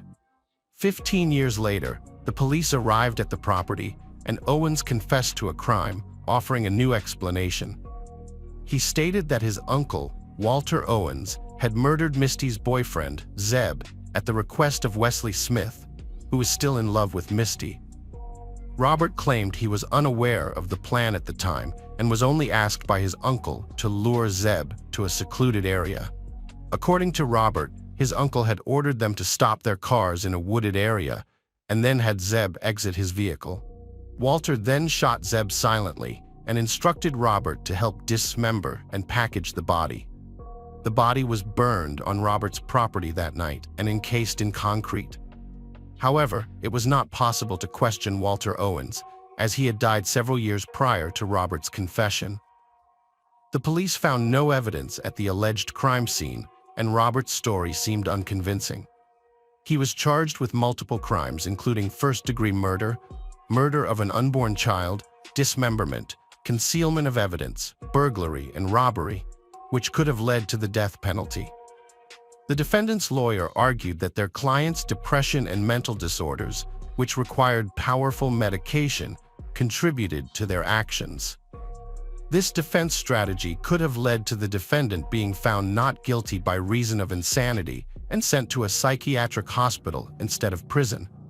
However, the prosecution and the victims' relatives were not satisfied with this possibility. Meanwhile, the investigation into Quinn's case was ongoing, which could have also resulted in the defendant avoiding punishment. In 2017, the defendant accepted a plea deal, pleading guilty to the murders of the Codes in exchange for avoiding the death penalty. As a result, they were convicted of second-degree manslaughter, as well as several other crimes including dismemberment, incineration of bodies, burglary, and robbery. Owens was sentenced to 59 years in prison. In 2022, he reached another plea deal with authorities, this time related to Quinn's case. Although he only admitted to being an accomplice to murder and helping to conceal evidence, he received an additional 12-year sentence, effectively extending his life sentence. After sentencing, Owens spoke to the court, asking the families of his victims for forgiveness. Despite this, he maintained his innocence, blaming an accident and his mental disorder, which he claimed was exacerbated by strong medication. However, the families of Christe and Joseph Coed, as well as Quinn's family, remained unconvinced. They rejected the notion of unintentional murder, believing that Owens acted deliberately and with selfish motives in both cases. Hello friends, welcome to our channel. Today we're going to take a look at another horrible case with you, the case of Lamu. Lamu was born in 1990 in Nyawa, Tibet, Sichuan Province, China. She was the youngest of 3 children in a very poor family that barely made ends meet. She grew up with her older biological sister and stepbrother in a home shared with their parents and grandmother. The family collected rare medicinal plants, which they sold in local pharmacies for a meager income. After completing only 3 grades, Lama had to leave school to work with her family members and help support them. Along with the adults, she climbed high into the mountains to find rare herbs and flowers with healing properties. Lama was well-versed in these plants and had a deep love for nature, admiring its beauty and generosity. As social media popularity grew, she created her own account on a Chinese equivalent of TikTok, where she posted short videos showcasing her daily life, household activities, and the beauty of her native province. She called herself a mountain girl and had a deep affection for her work. Unlike many bloggers, she wasn't chasing fame. Instead, fame found her. Her audience adored Lamu for her smile, purity, and childlike spontaneity. Lamu never prepared content in advance, speaking her mind and feelings, and sometimes singing folk songs while showcasing the mountain landscapes. She never used makeup or filters, and her hands and feet bore calluses, scratches, and scars, visibly evidencing the hard and long labor behind them. Gradually, Lamu's subscriber count grew, and not only locals, but also tourists visiting the area began to recognize her. They referred to the blogger as that sweet mountain girl, offering warm words, expressing gratitude for her work, and asking for photos. Lamu was not proud of her fame, but was delighted that her activities resonated with the audience and brought joy to others. Lamu's personal life was marred by her abusive husband, Tong Li. For many years, she suffered at his hands, enduring beatings and humiliations, but tried not to show her deep unhappiness. Tong Li was born in 1990 in Sichuan Province, China, into a simple and modest family. His parents adored him and spoiled him from an early age. At 12, he quit school and started working as a courier, earning little but keeping all the money to himself. This marked the beginning of his greedy, arrogant, and selfish nature. As a teenager, Tong began dealing in banned substances, stealing, and gambling, and took pride in getting away with it. He aimed to earn respect in the criminal underworld, become rich, and escape poverty. At 15, he left home and joined a gang, engaging in illegal activities. Meanwhile, Tong's parents opened a successful spice and tea shop, investing all their efforts and resources into it. When the business took off, Tong returned home, offering to help expand and promote the family business. In reality, he just wanted to live off his relatives' hard work. Tong considered himself successful and wealthy, spending money on personal luxuries and boasting to friends about his expensive items. He even claimed the store's success as his own, while his family worked hard daily. He maintained a separate under-the-table business with local criminals. Lamu and Tong met when they were 17. Tong was enchanted by her beauty, kindness, and sincerity, and courted her earnestly, giving gifts and promising to change for her. Lamu quickly fell for his charms, believing she had met her Prince Charming. They developed a romantic relationship that lasted almost 2 years before they decided to make it official. Tong proposed to Lamu when he turned 19, and she eagerly accepted. However, their parents were not thrilled about their decision to marry, believing they were too young to start a family. Lamu moved into her mother-in-law's house, but soon, Tong started disappearing with his old friends again. He returned to his unlawful activities, frequently consumed alcohol, and his behavior towards his wife changed drastically. Tong became crude, self-centered, and aggressive, taking a portion of the store's earnings and spending all the money on his own needs. Lamu and her husband Tong's relationship started to deteriorate. They frequently argued, with Lamu urging him to change his ways, give up drinking, and stop associating with criminals. However, Tong refused to listen, believing no one had the right to tell him what to do. Their home became a battleground with conflicts erupting daily. Even when Lamu became pregnant, the situation didn't improve. One day, Tong's behavior shocked Lamu. She declared she would return to her parents' home, refusing to tolerate his treatment. Her mother-in-law, who had witnessed the incident, intervened, scolding her son and telling him he had no right to treat Lamu that way. The mother-in-law convinced Lamu to stay, promising that the abuse would stop. Lamu believed her and gave her husband another chance, a decision she would later regret. The abuse continued, with Tong regularly becoming physically violent, only to apologize afterward, begging Lamu not to leave him. Each time, Lamu wanted to believe he had changed, but the cycle repeated over and over. When she finally decided to leave, Tong threatened to take their son away and harm her and her parents. Fearing for her safety, Lamu stayed. Their child became Tong's tool for manipulation and blackmail. Lamu kept her nightmare hidden from her relatives, including her close older sister. After her mother's passing in 2012, Lamu found herself managing her parents' household and caring for her elderly father and grandmother. She continued to climb mountains to gather herbs, using the time to escape her husband's wrath and find solace in her thoughts. In 2017, Lamu gave birth to a second son, but her relations with Tong remained strained. Her mother-in-law stopped intervening on her behalf. Around the same time, Lamu created a social media account, posting videos about local beauty, flowers, and herbs. She gained a large following who admired her work and knowledge of traditional Chinese medicine. Her online presence became an outlet for her to express herself and momentarily escape her difficult reality. Lamu kept her domestic violence a secret, never complaining to her audience about her situation. However, when her grandmother passed away in 2019, she posted a video expressing her grief. Her followers supported her, unlike her husband, who became furious and struck her.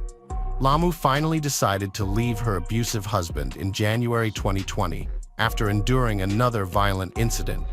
She took her sons and moved back to her parents' home, filing for divorce. At first, she felt calm and confident, despite trying to hide a large bruise under her eye.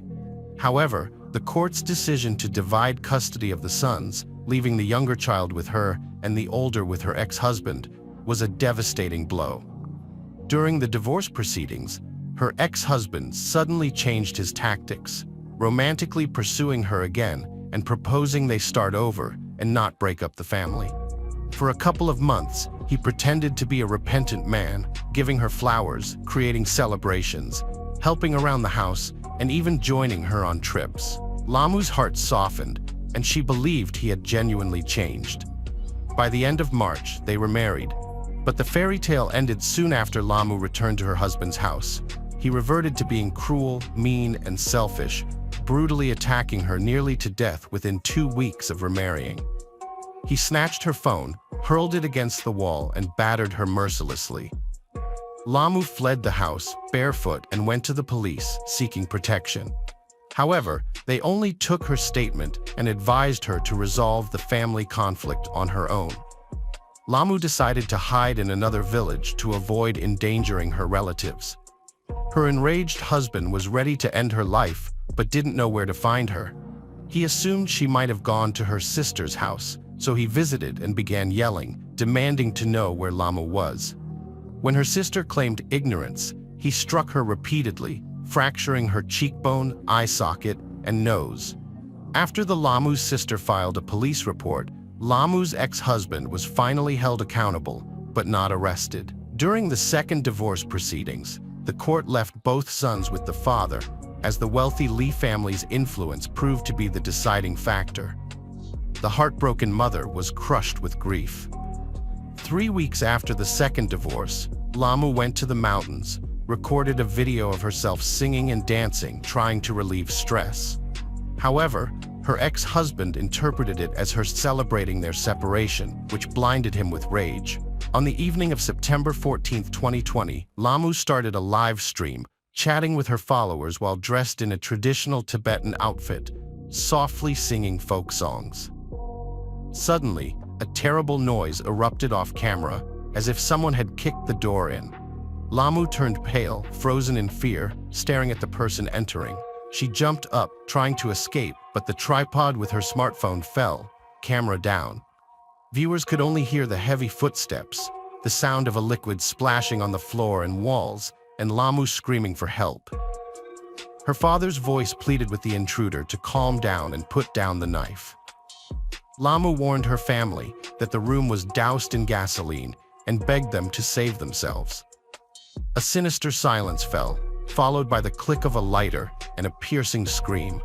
The broadcast cut off as the crackle of flames spreading through the room grew louder. Followers were left stunned, refusing to accept that they had just witnessed a tragedy. It was not a prank, unfortunately. The worst had occurred. Tong had brutally exacted revenge on his ex-wife, Lamu, for leaving him. He rode a motorcycle to her house, bringing a canister of gasoline and a large knife. Through the windows, he saw Lamu in the kitchen on the ground floor and kicked the door open. Lamu was caught off guard, barely understanding what was happening before she tried to flee. Tong prevented her escape, dousing her with fuel and wounding her with the knife before setting the house on fire. At that moment, her father and brother ran outside, shouting for neighbors to help, but they did not understand the gravity of the situation as the flames erupted. Lamu's relatives rushed back into the house, but the old wooden beams were burning like torches, blocking the entrance. Miraculously, firefighters took about 2 hours to extinguish the fire. When they entered, they found Lamu in the room, her skin charred black and literally melted to the floor. Incredibly, Lamu was still breathing, with a faint pulse detectable. She was rushed to the hospital, where doctors were horrified by her condition. Over 90% of her body surface was burned, and her lungs had nearly cooked from the heated air and smoke. Despite her critical condition, Lamu desperately continued to fight for her life. She was in a deep coma, and her condition was deemed critical. The city's burn center was prepared to help, but the treatment cost was a staggering $1,000,000, a sum her family could not afford after losing everything in the fire. Lamu's father decided to seek help from her followers, writing a letter explaining that her ex-husband had attacked her, attempting to end her life, but she had survived, and doctors held out a slim hope. The letter was posted on her social account, along with a plea from her sister to all compassionate people to help Lamu, providing an account number for donations. The necessary funds for treatment were raised within an hour of the post, and people continued to send money. Lamu was transferred to the burn center, where she received the necessary care, and her condition was stabilized. At one point, it seemed she might recover.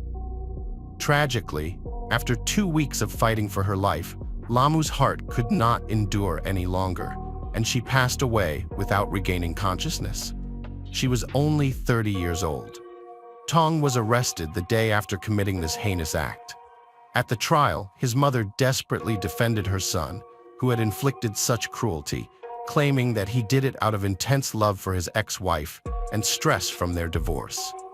Nevertheless, the verdict was severe and just. The court found Tong guilty of deliberate cruel deprivation of life and sentenced him to death. Additionally, the court mandated his family to compensate Lamu's relatives for the property loss due to the house fire. Tong attempted to appeal the verdict several times, but the decision remained unchanged. In July 2022, the sentence was carried out and Tong Li was executed.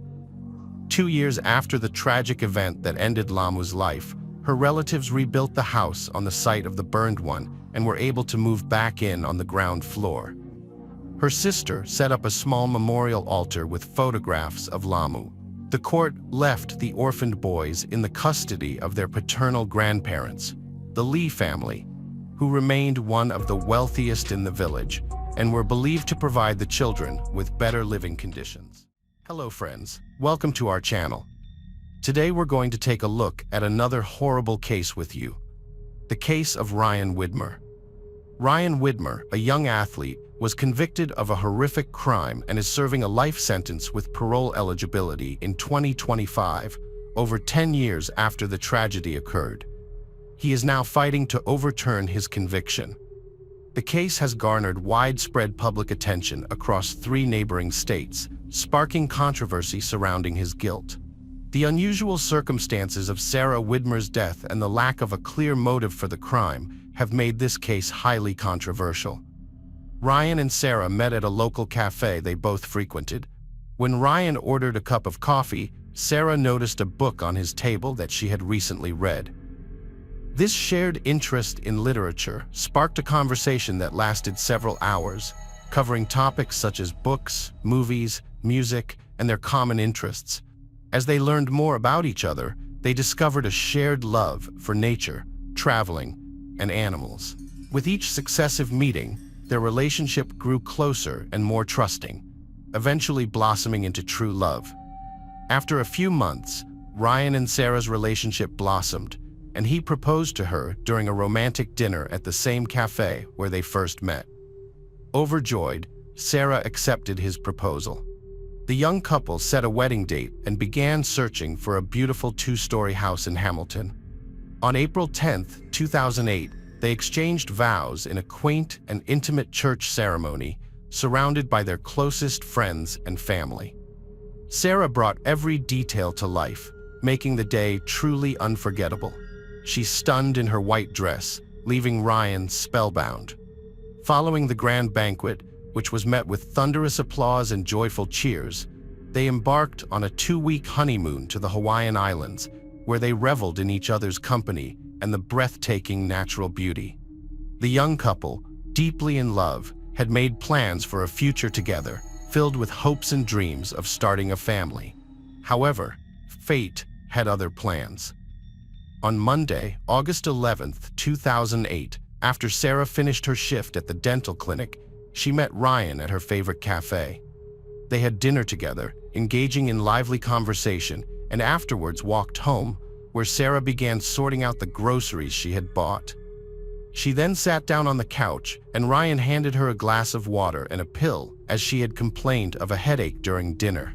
They spent the rest of the evening watching their favorite TV show, exchanging gentle kisses, and eventually, Sarah headed upstairs to the bedroom. She undressed, neatly folding her clothes, prepared a towel, lit scented candles, and put on her favorite music. Meanwhile, Ryan stayed downstairs, flipping channels on the TV remote, briefly stopping at a soccer game, and lying on the couch for about 10 minutes. He called out to Sarah over the soft music, but she didn't respond. Ryan slowly made his way upstairs, entered the bedroom, and turned on the TV. He called out to Sarah again, but was met with silence. Panic started to set in, and he rushed to the bathroom, where he found Sarah lying face down in the tub. Ryan immediately pulled the plug and grabbed the phone to call emergency services. At 10:49 p.m., the service recorded the call, with Ryan frantically yelling that his wife had drowned in the bathtub, likely having fallen asleep. In his panic, Ryan failed to follow the dispatcher's instructions, wasting precious time.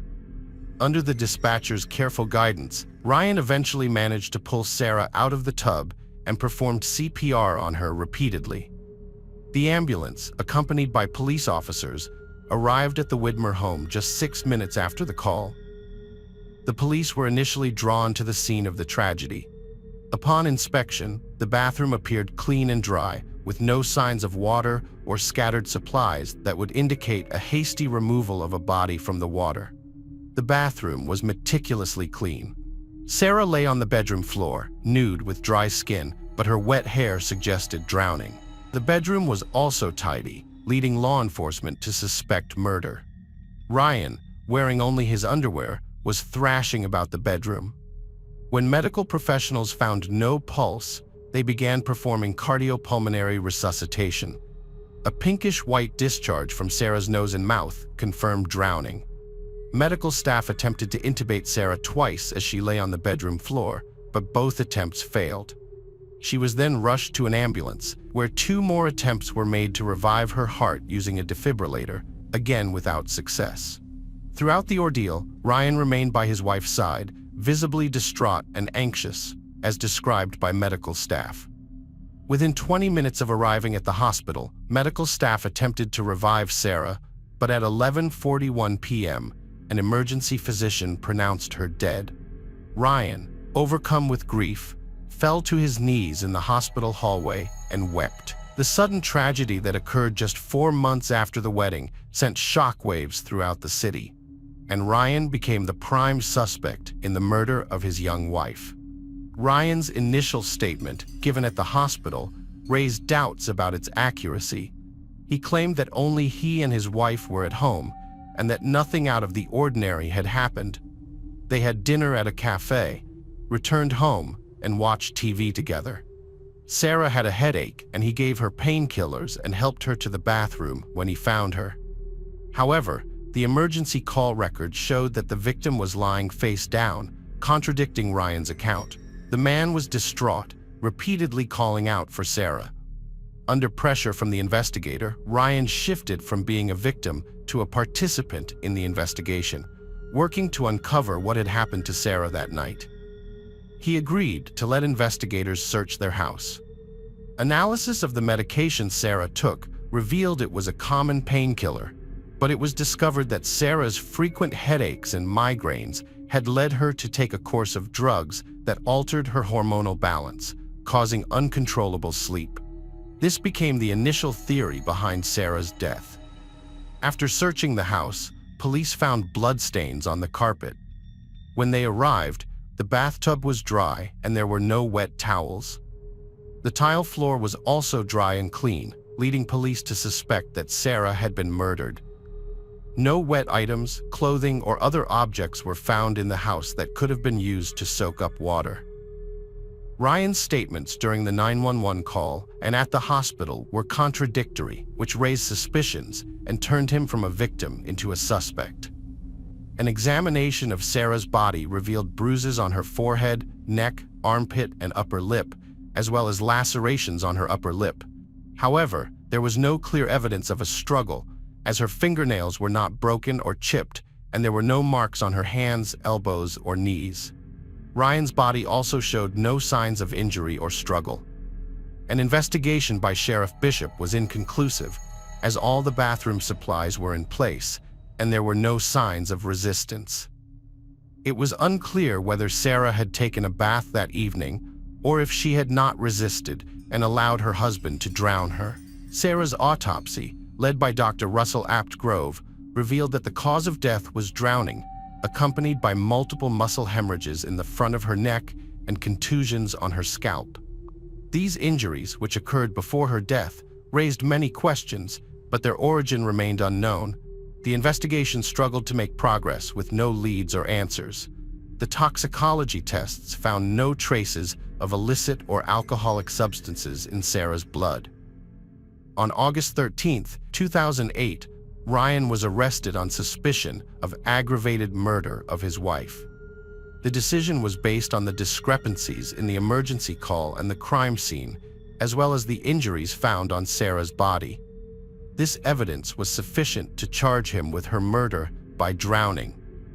Despite Ryan and Sarah's seemingly perfect relationship, with friends and neighbors testifying to their deep love for each other, and their public displays of affection, no one could understand what drove them to such a tragic end. In March 2009, the first court hearing took place. Ron Cronenberger, the emergency dispatcher who received the call, testified as a witness. He described Ryan as remaining calm during their conversation, stating that it seemed like Ryan was pretending to perform CPR by blowing into the tube. The prosecution argued that the 911 call, the crime scene, and Sarah's injuries provided sufficient evidence to prove Ryan's guilt. They alleged that Ryan had forcibly drowned Sarah by holding her underwater in a bathtub. The bathtub was a crucial piece of evidence in the case. Upon examination, police found fingerprint streaks, supposedly left by human hands, closer to the middle of the tub. Using a reflected ultraviolet imaging process, fingerprints and smears were detected on the tub. A forearm print was identified, and a hair follicle test revealed that it was left by an adult male, although the exact age of the print could not be determined. However, the bathtub was not the critical evidence needed to prove the struggle between Ryan and Sarah. The prosecution suggested to the jury that a violent altercation likely occurred that night at the Widmer home for unknown reasons, and that the suspect deliberately kept quiet about it. The defense team called in an expert to testify that it is highly unlikely for someone to fall asleep and drown in a bathtub unless they were under the influence of illegal drugs or alcohol. The expert explained that the sensation of water on the face would normally wake a person up or trigger a gag reflex, causing them to cough or choke. Even if the person didn't wake up, the lack of oxygen would eventually rouse them. The pathologist who performed the autopsy testified that if Sarah's body was dry, but her hair was wet, it could indicate that her head was forcibly pushed off the edge of a bathtub, toilet, or sink. This could have happened while her head was facing forward or backward, whether the water was running or the bathtub was full. The prosecution argued that Ryan held Sarah's head underwater until she drowned, making him guilty of the crime. On the other hand, the defense argued that Ryan was innocent, primarily because there was no clear motive for the alleged crime. They pointed out that if there had been a violent struggle, as the prosecution claimed, there would be evidence of it. However, there were no injuries on Ryan, and Sarah's fingernails showed no signs of breaking or chipping, suggesting that there was no struggle. They claimed that the injuries found on Sarah were caused by the prolonged CPR, direct cardiac massage, and repeated intubation attempts made that night at the house, in the ambulance, and at the hospital. At the defense's request, Dr. Werner Spitz performed a second autopsy on Sarah. He confirmed that the cause of death was drowning and observed injuries to her neck, arms, upper lip, skull, a lacerated liver, and bleeding on her neck. However, he couldn't determine whether these injuries occurred during CPR. It was argued that the EMTs tried to resuscitate Sarah for about 45 minutes and that the deep neck bleeding likely resulted from an IV inserted in that area. The EMTs had been unable to access her arm veins. Instead of ruling it a homicide, Dr. Spitz concluded that Sarah's death was undetermined. The defense based their case on the fact that Sarah's skin was dry, which dries faster than her hair. They conducted experiments to demonstrate that when Ryan found his wife unconscious, he instinctively pulled the drain plug to try and help her, and then called emergency services. This sequence of events explains why her body was drier than expected. The water had already drained from the bathtub by the time Ryan called 911. An expert witness demonstrated that a person can dry off in as little as 7 minutes after emerging from the water. A second court hearing was set for May 2010. Ryan's father, Gary, claimed that the prosecution had obtained DNA results showing that Sarah had the disease, but the prosecutor refused to disclose them, believing they wouldn't have changed the jury's verdict. However, it remains uncertain whether the jury's decision would have been different if they had received reliable evidence about Sarah's medical condition, which could have contributed to her drowning. The official reason for denying a retrial was the jury's errors in their investigation. Despite another unsuccessful court hearing, Ryan remained incarcerated. The Widmer family received an unwelcome shock when Jennifer Cruz arrived at the prosecutor's office to testify against Ryan, claiming he was guilty. She identified herself as a friend of Ryan's, stating that they had regular communication via phone or email. According to Jennifer, Ryan contacted her on October 26, 2009 at 11:09 p.m., and his voice was highly distressed. He confided in her, saying that he had assaulted Sarah in the living room on the day she died. The trigger for the altercation was Sarah's discovery of Ryan's infidelity, leading to a prolonged argument that started downstairs and continued in the bedroom. Ryan pushed Sarah into the bathroom, leaving her without checking on her well-being. After calming down, he found Sarah floating lifelessly in the full bathtub. In an attempt to cover his tracks, Ryan allegedly wiped the water from the bathroom floor using towels and concocted a story about the accident. However, Ryan's defense team vigorously disputed Jennifer's testimony, pointing out several inconsistencies. The lawyers argued that Jennifer's account was implausible, as no wet towels were found anywhere in the house, including the dryer. Furthermore, there was no evidence of infidelity in Ryan and Sarah's marriage. The family was financially stable, and they never quarreled. Ryan's friends described him as a kind, helpful, and even-tempered person who never displayed anger. Additionally, Ryan stood to gain nothing from Sarah's death, as they did not have a life insurance policy. Before the third trial, Jennifer Cruz's credibility was called into question, and she was prevented from testifying as a witness. This was partly due to evidence of her past infidelities and petty theft convictions. Additionally, a phone call in which Ryan allegedly confessed to her was not corroborated. In January 2011, a new trial was held, prompted by the discovery of fresh evidence. The defense presented a medical opinion suggesting that Sarah's sudden loss of consciousness and subsequent drowning might have been caused by her underlying medical condition. Medical experts testified that Sarah's existing cardiac or neurological defects could have led to her losing consciousness, but the state's medical experts disputed these claims. Sarah's co-workers revealed that she often slept in her car before starting her shift at the dental clinic, and that she frequently suffered from allergies and stomach pains. On the day of her death, Sarah mentioned to her co-worker, Dr. Benjamin Mesmer, that she was experiencing a headache and stomach pain. Later that evening, a friend spoke with Sarah, observing that she looked extremely tired and complained of a headache and neck pain. Sarah's friends were aware of her ability to fall asleep easily in unexpected places, with one even speculating that she might have had narcolepsy. However, Sarah's mother testified that her daughter did not have any sleep disorders and was a healthy child who regularly underwent medical examinations, which showed she was in perfect health. The defense argued that Sarah's death was not caused by forced drowning because she didn't have any injuries to the small bones of her neck or defensive wounds on her arms and legs. Although the defense couldn't explain how Sarah died, an emergency medicine expert testified that every year, approximately 300,000 people die suddenly in the United States, and in about 33% of those cases, autopsy results are normal and show no underlying medical conditions. After deliberating for 12 hours, the jury found Ryan guilty of murder and sentenced him to 15 years in prison. Basing their decision on the fact that Sarah's body was not wet, Ryan's past history, and their belief that he had staged his 911 call.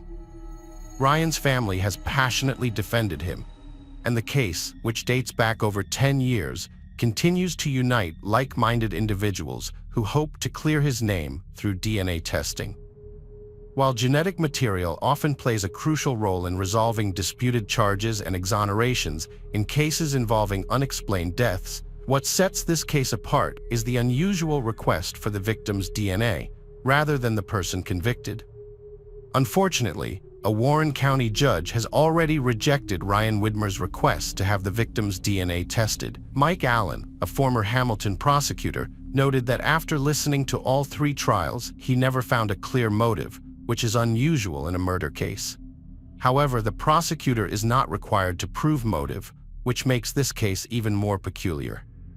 Ryan Widmer is awaiting a federal court decision on a motion for his release.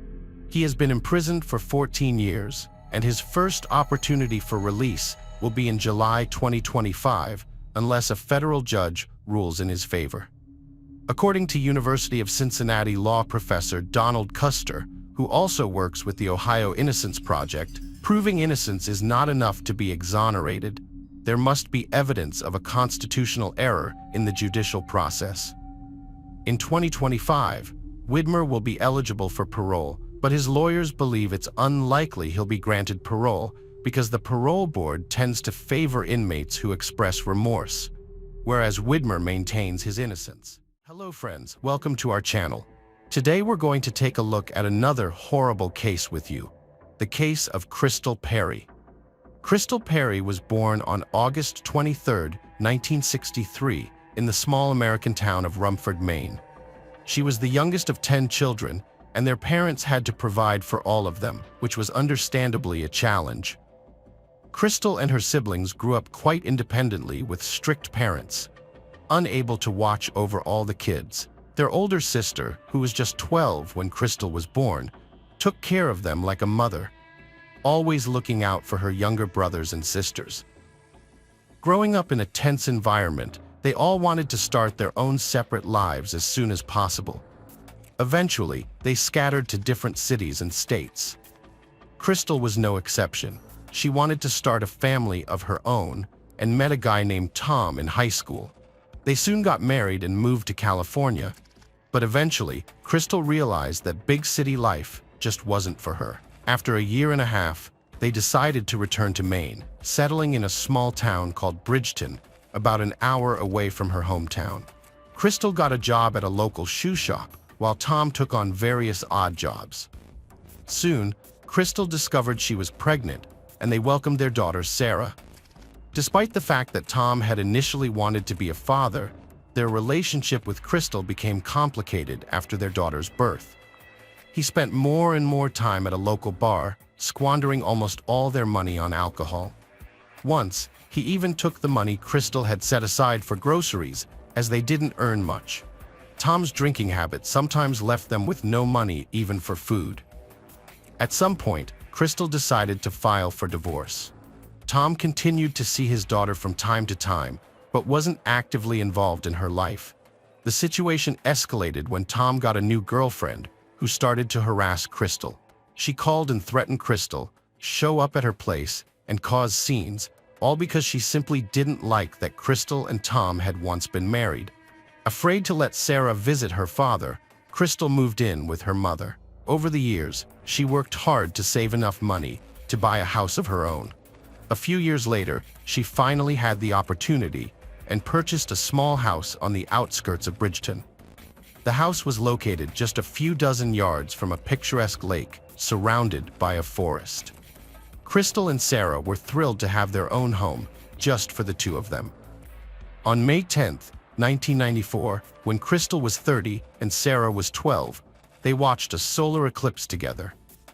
The next day, as usual, Crystal went to work and Sarah to school. In the evening, they had dinner together, and Crystal tucked her daughter into bed. A few hours later, Sarah suddenly woke up to a loud scream.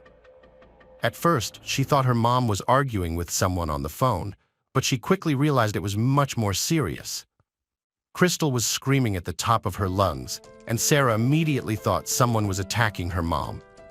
The door to her bedroom was slightly ajar, and through her fear, she came closer to it.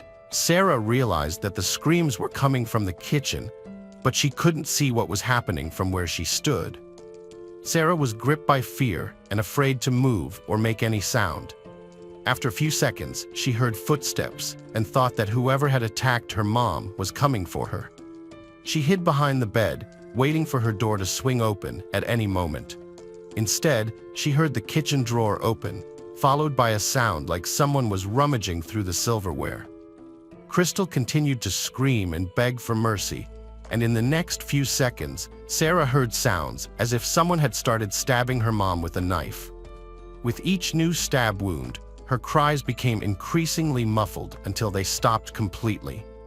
Despite being only 12, Sarah understood clearly that some unknown criminal was killing her mom. She wanted to rush to her mother's aid, but was paralyzed with fear. Sarah also realized that she had no chance against the knife-wielding person, and they would likely just kill her too. After her mother's screams stopped, Sarah couldn't move for several minutes. She waited for the criminal to come to her room, but the house was eerily silent. She finally left her room and went to the kitchen, where she encountered a disturbing scene. The lights were off, and the room was only illuminated by the moonlight through the window. As Sarah approached the kitchen, she glanced at the wall clock and saw that it was exactly 1 a.m. On the kitchen floor, she found her mother lying in a pool of blood that covered the entire floor. Despite being in a state of shock, Sarah recognized the urgency of getting help as soon as possible. Next to her mother's hand, she saw the telephone receiver. She picked it up and dialed 911, but there was complete silence on the line. Sarah then rushed to Crystal's room, where the second phone was, and tried to call the police again, but this number also did not work. She dialed the numbers several times, then realized she had only one option left: seeking assistance from the neighbors. Sarah rushed out into the street in just her pajamas, barefoot. It was May, and the temperature was quite low. It had also been raining that night. But she didn't think about anything except helping her mother. The closest house was around half a mile down the road towards the city center. She reached it and began knocking on the door, but no one answered. Sarah then ran to other houses, but again, no one opened the door. She kept running towards the city center, knocking on several more doors, but still no one responded. Eventually, she reached an Italian restaurant where the owners lived in the attached building. This time, they finally opened the door. Sarah told them that someone had attacked her mother, and the shocked residents led her inside. Sarah called 911 herself and reported what had happened. The officers immediately headed to their house. The first thing they noticed was the amount of blood. It was literally everywhere, on the floor, walls, and practically on every kitchen item. Crystal was dead, and the medical experts could tell at a glance that she had almost no chance of survival, even if she had received help immediately after the attack. Given the severe blood loss, it would have been impossible to save her. On the front door glass, the police found a palm print, but quickly realized it likely belonged to Sarah. No other fingerprints were found at the crime scene, but there were numerous shoe prints on the kitchen floor, stained with blood. Investigators took photos to try to determine the size and model of the shoes, thinking they had most likely belonged to the killer. The prints also led towards Sarah's bedroom, but for some reason, the perpetrator turned back and didn't enter the room. Detectives also noticed a strange detail. Apparently, the killer tried to wipe away some of the blood from the floor. Considering that almost the entire kitchen was covered in it, along with Crystal herself, this seemed odd. It was obvious he couldn't have wiped away all the blood. Then detectives noticed that some blood drops on the floor were in different shapes. Most of them looked as if they had landed at an angle. According to investigators, they had likely flown off the knife the perpetrator used to attack the victim, but there were also other drops that had fallen on the floor at a right angle and, judging by the splatters, from a greater height. Detectives speculated that apparently the perpetrator had injured themselves during the murder, and this blood belonged to them. Another confirmation of this theory was the fact that these drops led to a roll of paper towels, and there were none left on the way out of the house. Most likely, the killer used these towels to stop the bleeding and immediately left the crime scene. Medical experts found over 50 stab wounds on Crystal's body. The murder weapon was not found in the house, leading detectives to believe that the perpetrator took it with them. Experts only confirmed that it must have been a kitchen knife. The killer struck with such force that a piece broke off and lodged into the victim's body. Crystal had also been sexually assaulted, and experts were able to extract a sample of the perpetrator's semen along with the blood drops. It was sent to the lab. However, there was a problem. Due to funding shortages, the local laboratory was quite overloaded, so results would take at least 6 months. As a result, detectives had to begin the investigation without any evidence. First, they ruled out robbery, since nothing was missing from the house. There were no signs of forced entry either, leading police to speculate that the victim had opened the door to the perpetrator herself. She was in her pajamas, suggesting she was unlikely expecting guests. Investigators theorized that she either knew the killer or someone unfamiliar knocked on the door and convinced her to let them in under some pretext. The detective decided to start with the only witness, Sarah. They went to the hospital where she was being held for health checks and began questioning her. The police asked why she ran to the neighbors instead of calling 911 from home. Sarah replied that both their phones weren't working, but this answer seemed strange to the investigators when they arrived at the crime scene and were able to make calls without any problems. The detectives assumed that in such a stressful situation, Sarah could have simply gotten confused. The receiver of the first phone was off the hook, and to make a call, it needed to be placed back. As for the second phone, they didn't rule out that Sarah might have dialed the wrong number in haste, or the phone line might have temporarily gone out due to the rain. Then the police started asking her if she saw the killer. Sarah responded that she had not left her bedroom until it was all over, but the police treated her story with a bit of skepticism. They asked how she could know that her mother was attacked with a knife. Sarah replied that it was obvious, but the detectives continued to press her. They felt that she might be withholding some information and that she had actually seen the perpetrator. In the first 3 days after the murder, the police interrogated Sarah 18 times, hoping that her story would change.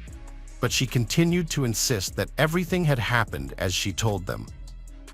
While pursuing other leads, detectives stumbled upon their first breakthrough. They found a pair of boots at a local shoe store, whose sole patterns matched the bloody footprints on the floor. They also discovered that Crystal had been harassed by Teresa, the girlfriend of her ex-husband. Despite the killer being obviously a man, the police decided to investigate her, considering that Teresa had repeatedly threatened the victim with murder. They could have found an accomplice and convinced him to commit the crime. However, detectives found no evidence to support this theory. Investigators then learned that at the time of her death, Crystal was seeing a man named Dennis. They had met 2 years prior when he started working in the shoe shop, and they began dating shortly after. Dennis eventually proposed to her, and although Crystal agreed, they never got married. Detectives found out that their relationship was quite tense. Crystal and Dennis argued a lot, and sometimes he displayed aggressive behavior, such as breaking things or hitting the wall. However, the police couldn't find any evidence that he had ever raised a hand on Crystal. The next day after the murder, they went to his house. When he opened the door, the investigators asked if he had left his house that night or seen Crystal. Dennis immediately asked if she was dead, and in the next second, he collapsed on the floor. After he regained consciousness, he began answering the detectives' questions. Dennis confirmed that he had planned to visit Crystal that evening, but got delayed after work, helping a friend fix a car. Upon returning home, he called Crystal, but she said it was too late, leading to an argument, and Dennis ended up staying home. While the police couldn't be 100% sure he was telling the truth, they were able to verify that he did help his friend that evening. Dennis also agreed to a polygraph test, and the operator didn't detect any signals of lying, except for one when he asked if he felt responsible for Crystal's death. Dennis answered no. Detectives also noticed that he had the same shoe size as the killer, but they found no matching footwear in Dennis's house. He agreed to provide a DNA sample, but made a strange request. He asked the detectives to come to his workplace through the back door to avoid disturbing others if they decided to arrest him. He explained that his boss had always treated him well, and he didn't want to disrupt the workflow. Considering that he continued to insist on his innocence, this request seemed suspicious. The police found out that Crystal's best friend, who lived in another town, had told them that just a few weeks before, Crystal had called her and said that she was scared of Dennis. Their arguments were becoming increasingly tense, and Dennis was growing more aggressive with each altercation. Crystal even thought about breaking up with him, but feared his reaction. During the conversation, she didn't provide any useful information, but as soon as the police left her workplace, Dennis came in and started asking what she had told the detectives. Despite their efforts, there was no evidence against the man, and the DNA test results would take months, so the police kept looking for other clues. They soon received a strange tip. A local man named Donnie got drunk at a party and started bragging about having killed Crystal. They took him in for questioning, but he claimed to have no memory of the party and denied any involvement in the murder. The investigators later discovered that Donnie was an alcoholic and a known liar. Another witness reported seeing a black pickup truck with New Hampshire plates near Crystal's house, but this lead didn't lead anywhere either. One woman told the police that on the night of the murder, she was driving past Sarah's house when she heard sirens and thought they were for her boyfriend, who lived down the road. At the same time, she saw a car with high beams on, following her at high speed. Thinking the driver was chasing her, she turned onto another road, but the car passed her by. However, the police couldn't confirm if this car was somehow related to the murder. Since then, the police struggled to find any solid leads. Crystal's relatives pulled together $10,000 as a reward for any information on the case, and they also distributed flyers around town, hoping to attract new witnesses. It's worth mentioning that Teresa, the girlfriend of Crystal's ex-husband, was seen tearing down these flyers multiple times. As for the ex-husband himself, he was thoroughly investigated, but detectives eventually doubted his involvement. Over the years, his alcohol problems became even worse, and now Tom drank heavily every day. In his condition, it seemed unlikely he could have committed such a crime, and he had no clear motive. The police also looked into 2 other men Crystal dated after divorcing her husband, but they found no evidence linking them to the case. All of them, including Tom, provided DNA samples, leaving detectives waiting for the lab results. 9 months after the murder, investigators finally received the results, which showed that the blood and semen samples didn't match any of the suspects, including Dennis. This left detectives with no other leads. They requested Dennis's sample again for additional testing, but the results remained the same. Stuck in a dead end, investigators decided to revisit their only witness, Sarah. They still assumed that either she was lying to them or her mind had blocked out the horrific memories of her mother's murder, and she actually saw the killer at that time. Sarah was living with her aunt in Texas, so the police headed to the other end of the country to question her. They polygraphed her, but the operator didn't detect any false answers. Despite this, investigators continued talking to her day after day, asking the same questions, but each time, she replied that she didn't see the killer. After that, the case remained unsolved for several years. The police kept interviewing people, checking various suspects, but it yielded no results. In the late 90s, when the FBI DNA database became available, investigators uploaded the sample of Crystal's killer, but no matches were found. In 1999, a new detective was assigned to the case. He decided not only to review all existing evidence, but also to collect DNA samples from as many men as possible living in the town and nearby areas. By then, the laboratory could conduct tests much faster, and the police obtained hundreds of samples, but none of them matched. The new detective also reached out to Sarah and persuaded her to work with a psychologist to try to recover suppressed memories. She agreed, but the psychologist concluded that Sarah truly didn't remember anything and was telling the truth about not seeing the perpetrator. Since then, The case remained unsolved for many years. Detectives kept working on it, but couldn't find any new leads. This continued until 2006, when something unexpected happened. Detectives received a message. A DNA sample was entered into the FBI database, and it matched with the blood and semen left by Crystal's killer. The owner of the DNA turned out to be a man named Michael Hutchinson, who had never been a suspect in the case. Detectives found out that in 2003, he was arrested for assault and threats with a weapon, resulting in a 6-month prison sentence and 3 years of probation. At the time, his DNA sample was taken, but for some reason, it wasn't uploaded to the FBI database and remained stored in the lab.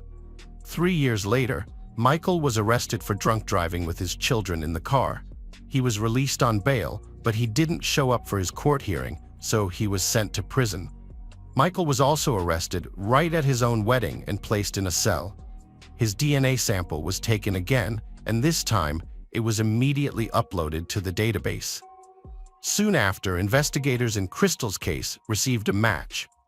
The detective called Sarah and informed her about this, but asked her to keep the information secret until the official charges were filed. He also asked if she knew this person, and Sarah said no. Considering that Michael was already behind bars, the detective began slowly building the case to ensure that the suspect had no chance of escaping punishment. He found out that at the time of the murder, Michael lived in Bridgeton, just 2 miles from Crystal's house. Michael, who was 19 at the time, lived near the Italian restaurant where Sarah called the police. He drove to his mother's house almost every day, which was just a little further away than Crystal's house, so Michael regularly passed by it. For the detective, it meant that he could have seen Crystal multiple times. Eventually, he went to see Michael in prison, but the man claimed to have no connection to the murder and said he never knew the victim. Considering that his DNA was found on her body and his blood was found at the crime scene, the detective didn't rush to believe him. While in prison, the detective noticed something interesting.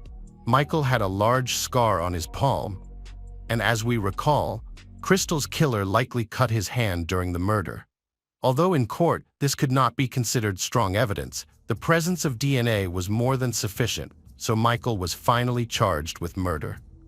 According to the prosecution, the man, a known user of illegal substances, had repeatedly seen Crystal as he passed by her house on that fateful night.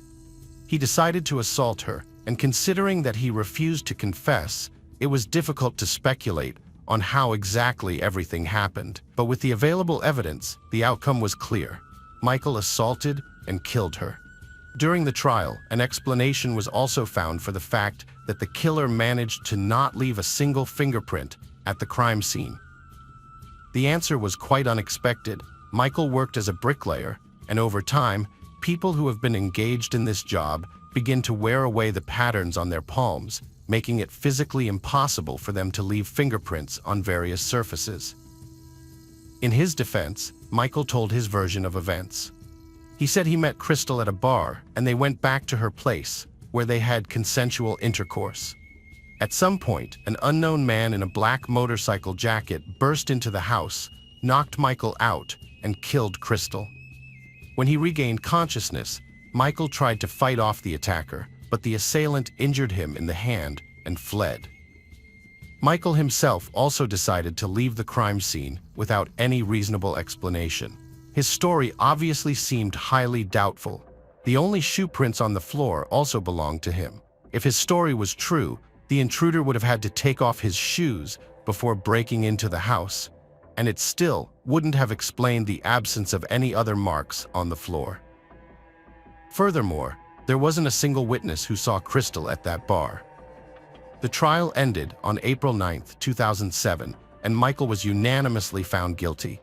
He received a life sentence without the possibility of parole and remains in prison to this day.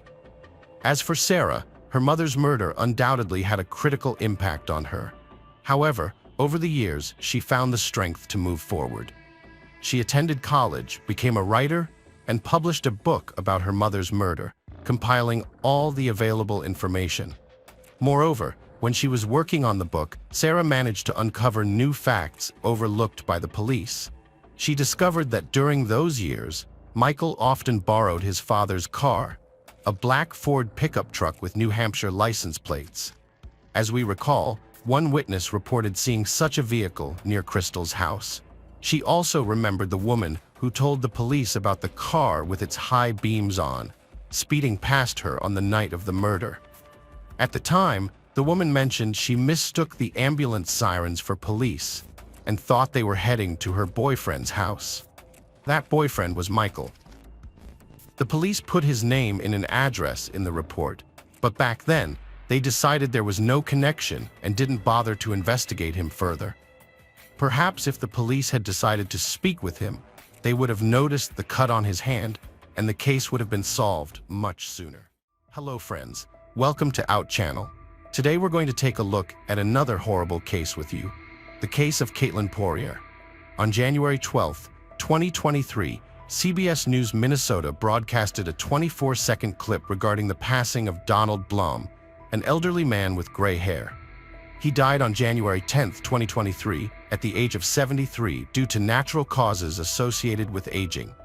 Who exactly was this person who became the subject of the news report? Donald Blum was a well-known figure, known for his violent and criminal activities. He was sentenced to life in prison, and despite his crimes, he met a natural end. Blum's death marks the end of a long tale of violence and wickedness that initiated back in the 1970s. His string of crimes culminated in the brutal killing of Cathy Porier. Despite his history of violence, Blum managed to escape justice for many years until a chance encounter resulted in his arrest and subsequent punishment. His criminal activities commenced in 1975 when he abducted a young girl, assaulting her and locking her in his car trunk. The girl, however, managed to escape and inform the authorities. Blum was eventually convicted, yet his punishment was considered lenient. By 1978, after gaining his freedom, he committed aggravated assault once more. In 1983, he faced charges of criminal sexual conduct yet again. He also terrorized two young girls in a secluded area with a knife, binding them to a tree, gagging them, and choking one repeatedly before stopping each time, continuing to make threats.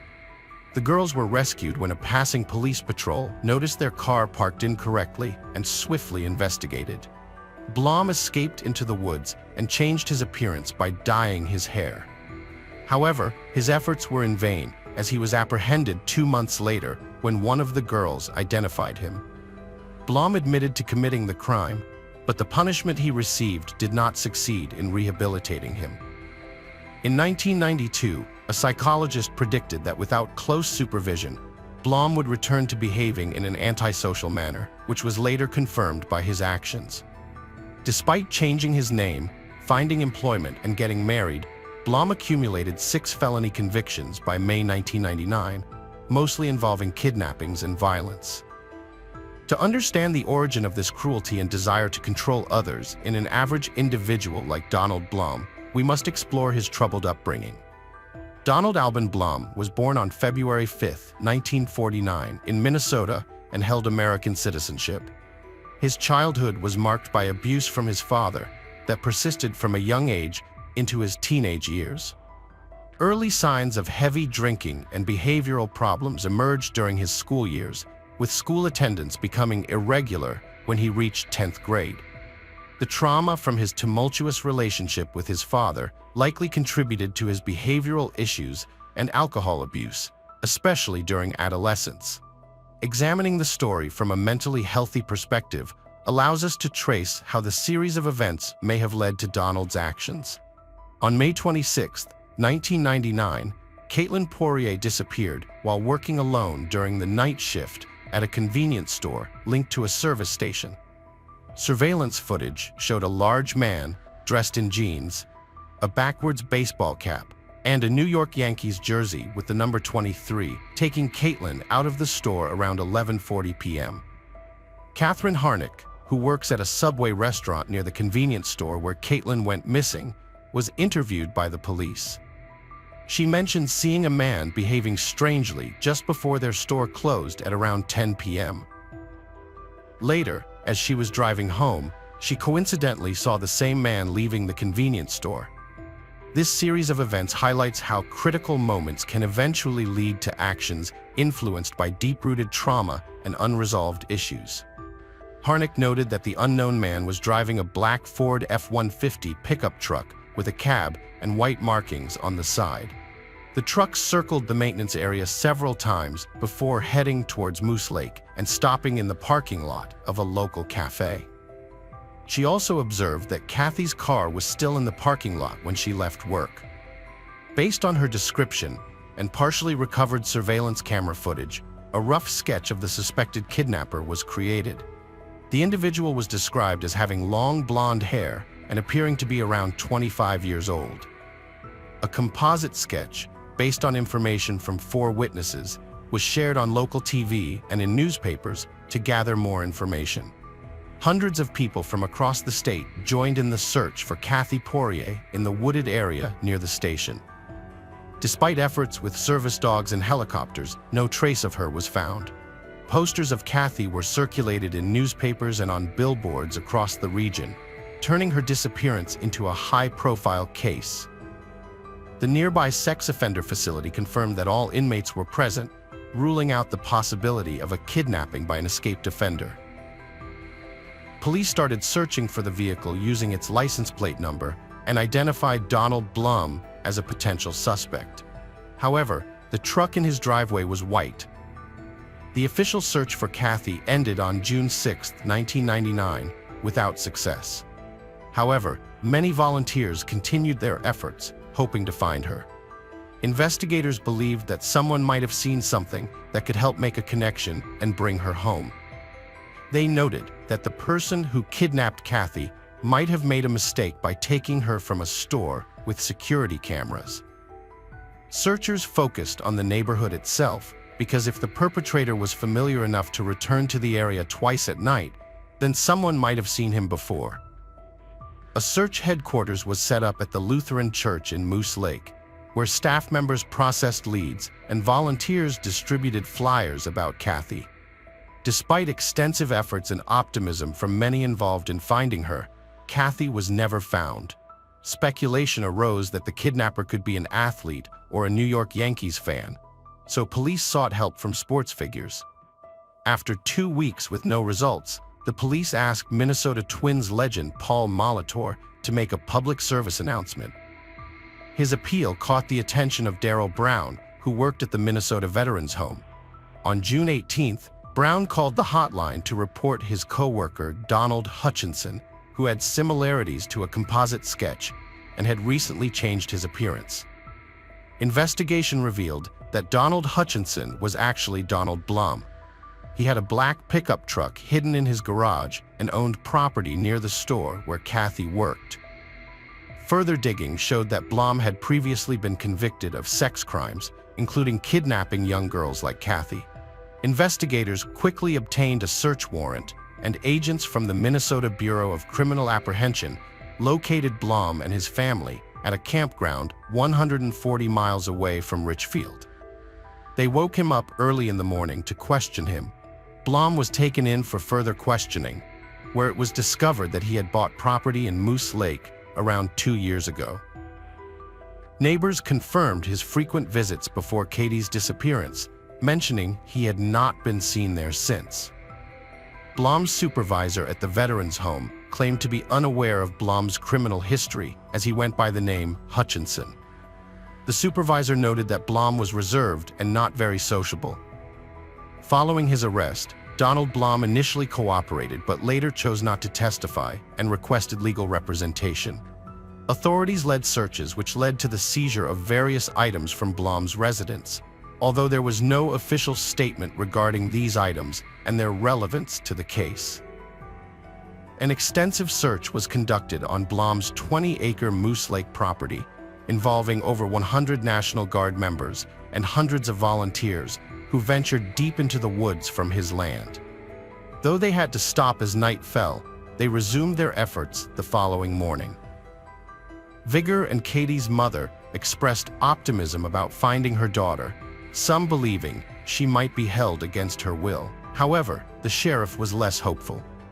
On the second day of the search, investigators found bone-like fragments among ashes in a fire pit on Donald Blom's property. These fragments were sent for further testing, confirming their origin as bone fragments.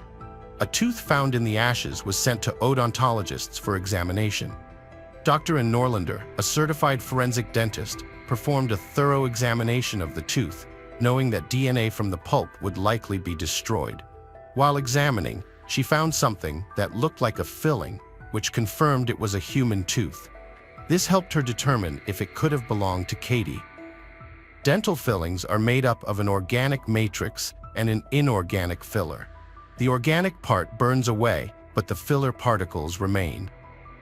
Analysts can then identify a specific brand or at least a group of potential brands, since manufacturers use up to 50 different types of fillers, each of which shows up distinctly on dental X-rays. The composition of the filling from Blom's fire pit matched the one used for Katie's teeth.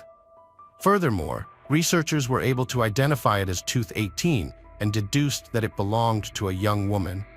The likelihood that it was Katie's tooth and not someone else's from the area was very high. One major question remains unanswered. Why was the perpetrator released from prison after kidnapping 7 different girls?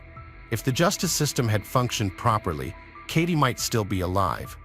Instead, Blom managed to change his name, escape his criminal history, find a job, get married, and assume a new identity, all of which allowed him to continue causing harm. In Katie Porier's case, Blom was accused of kidnapping and illegal possession of a firearm, a federal offense due to his prior convictions that prohibited him from carrying firearms. He initially declined a plea deal, but later changed his mind, agreeing to testify under certain conditions that allowed him to call his family. On September 8th, Blom made a tearful confession that lasted 2.5 hours. He confessed that on May 26, 1999, he went fishing and then drove back to his home in Richfield later that evening. However, he returned to his home on Moose Lake afterward. On the way, he stopped to buy alcohol and have a drink at a bar. He saw Kathy in the store while she was working. Even though he didn't know her, he grabbed her, forced her into his pickup truck, and took her to his motorhome. Blom explained that he was unsure whether his actions stemmed from guilt, feeling foolish, or another reason, but he eventually strangled and killed her. He strangled her from behind, taking approximately 20 minutes. He denied any other form of assault. After realizing she was deceased, Blom placed her in a fire pit in a fetal position, gathering wood and paper to ignite the fire. Blom's version of events contradicted video footage and evidence found at the burn pit. He claimed Kathy had asked multiple times to be released, although she did not resist until he began choking her on his property. He maintained that he was able to end her life using only his hands. Blom's description of burning the body seemed implausible, as wood and paper alone couldn't generate enough heat to reduce a human body to ashes. When pressed, he admitted that none of it made sense to him. He couldn't explain why he did it. At the end of the interview, Blom contacted 2 local TV stations to confess his actions and requested that his family be left alone by the media. As part of the agreement, confiscated property was returned to his wife Amy Blom, including land on Moose Lake, a residence in Richfield, and the family vehicle. For the Porier family, the confession was devastating, as they had hoped Kathy was still alive. Blom now asserted that she had been murdered and cremated without any discernible motive apart from an inexplicable nighttime impulse.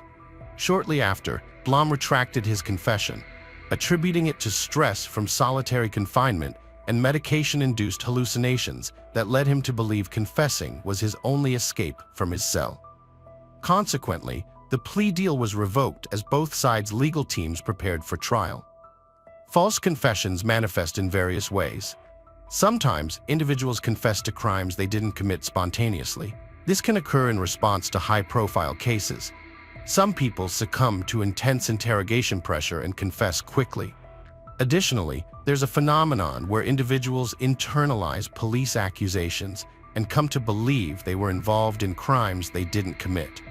Blom may have admitted to lying under oath, or taken back his statement, leaving the decision to the jury. The trial of Blom commenced in June 2000 and involved an extensive jury selection process lasting 5 weeks, followed by 5 weeks of trial proceedings.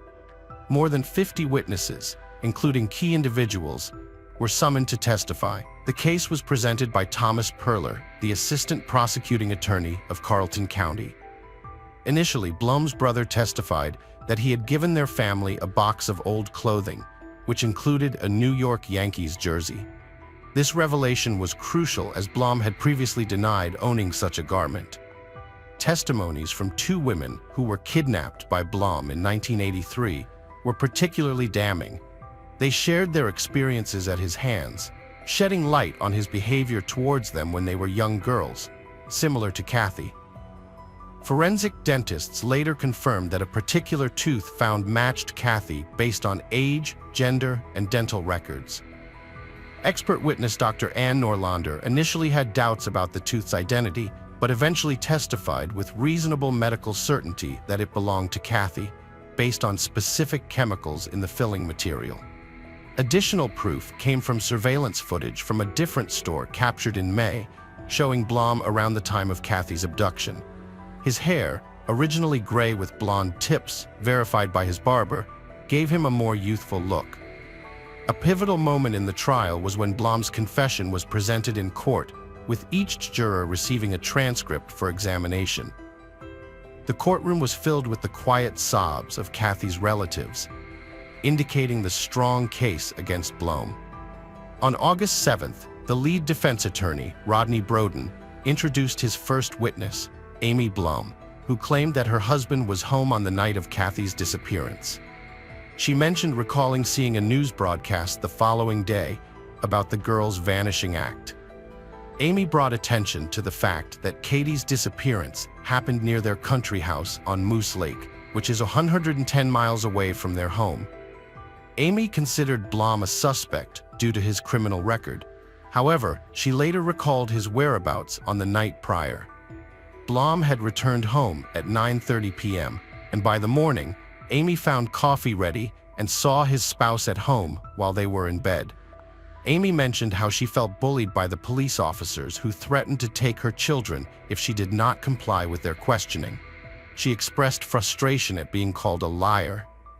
Moreover, Amy denied ever receiving a baseball jersey from her son-in-law and claimed to have never seen her husband wearing one. During her testimony, Blom was visibly emotional, wiping his eyes in distress. On August 10th, he took the stand to defend himself under oath, denying accusations of kidnapping Kathy Porier. He spent over 3 hours on the stand, alternating between speaking and crying.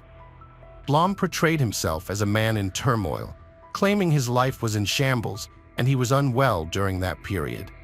While he initially confessed to the crime to investigators, Blom later stated that he recanted the confession.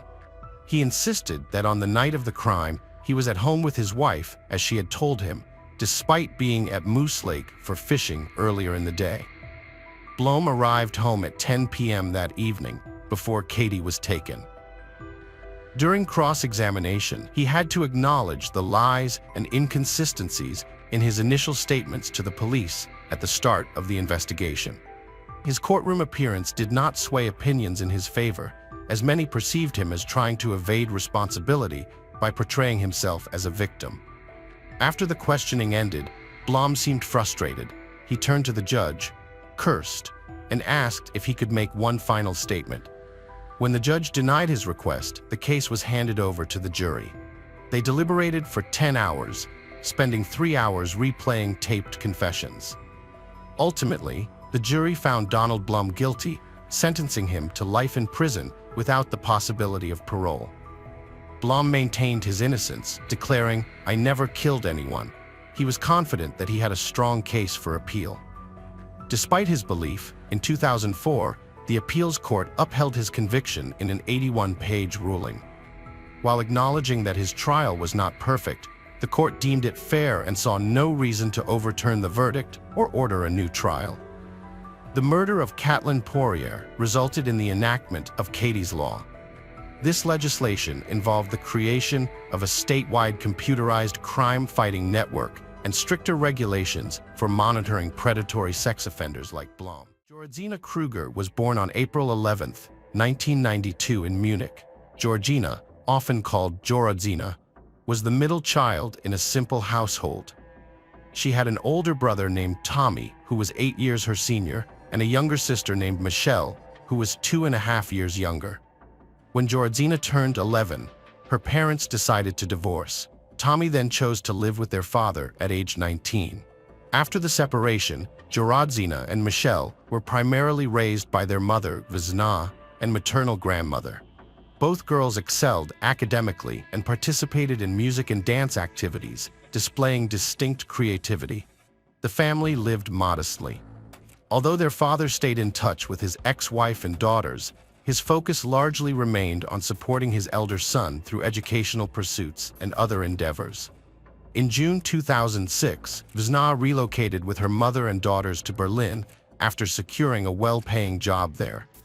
They moved into Moabit district at house number 8 on Stendal Street. On September 1st that year, both sisters enrolled at one of the best local schools accessible by bus, despite being situated in another district. Vesna adapted well to her new job and had ambitious plans for their future until unforeseen events disrupted their peaceful existence abruptly. From an early age, Jorodzina harbored a dream of becoming an actress. She loved to sing and dance, dedicating herself wholeheartedly and taking these pursuits very seriously. Inspired by Indian films, she envisioned a career in acting and enthusiastically participated in school theater, attending acting and stage speech courses. Her teachers recognized her talent, forecasting future success and fame for her. Furthermore, Jorodzina possessed a bright, expressive appearance, characterized by a slender feminine figure and notable height for her age. She meticulously cared for herself, keeping abreast of fashion trends and striving to dress stylishly. Jorodzina skillfully applied decorative cosmetics, remarkably well, akin to professional makeup artists. Often back in Munich, she would apply makeup for friends and neighbors with precision. During the summer holidays in Berlin, Jorodzina actively attended various casting calls in attempts to make her breakthrough onto the big screen or television. Though she managed to appear in crowd scenes several times, these roles were quite minor. However, on Friday, September 22, 2006, fortune finally favored her. Jorodzina auditioned for a guest role in the television series Turkish for Beginners, and her candidacy was approved. She was scheduled to receive a callback on Monday, September 25th, to finalize her inclusion in the cast. This callback was set to discuss further details and extend an invitation for contract signing. Jorodzina, the new beauty in town, made a noticeable impact from her very first day at her new school. She immediately captured the attention of all the boys her class. However, when it came to interacting with the girls, she faced significant challenges. They openly envied her and saw her as a competitor. As a result, her classmates were slow to welcome her into their group and often communicated with her reluctantly. Despite these obstacles, Jorodzina remained sociable, friendly, and approachable. She avoided conflicts and tried hard to interact with everyone in the class. This teenage girl wasn't just beautiful.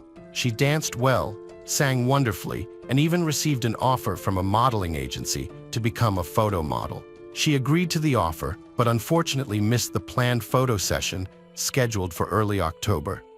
Jorodzina harbored dreams of making it big in Hollywood or Bollywood one day. She envisioned herself walking on the red carpets of prestigious film festivals amidst celebrities, dreaming of fame, recognition, and film awards. To achieve these aspirations, she was prepared to work diligently on herself. Just as these dreams seemed within reach, Jorodzina suddenly disappeared without a trace a few miles from home. At that time, she was awaiting confirmation for a role in a TV series and had no doubts about securing it.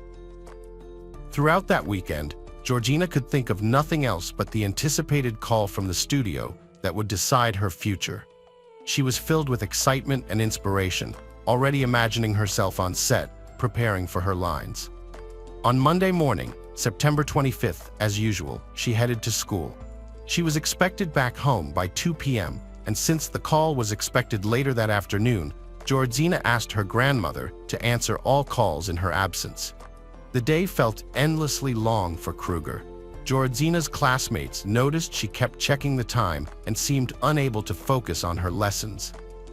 Given that she had told no one about her casting opportunity, everyone interpreted her anxious state differently. After school ended for the day, Georgina gathered her belongings swiftly and rushed to the nearest bus stop. She boarded bus number 27, which she rode daily, and headed towards home. After traveling 3 stops, she got off at Rue Rov, not far from where she lived.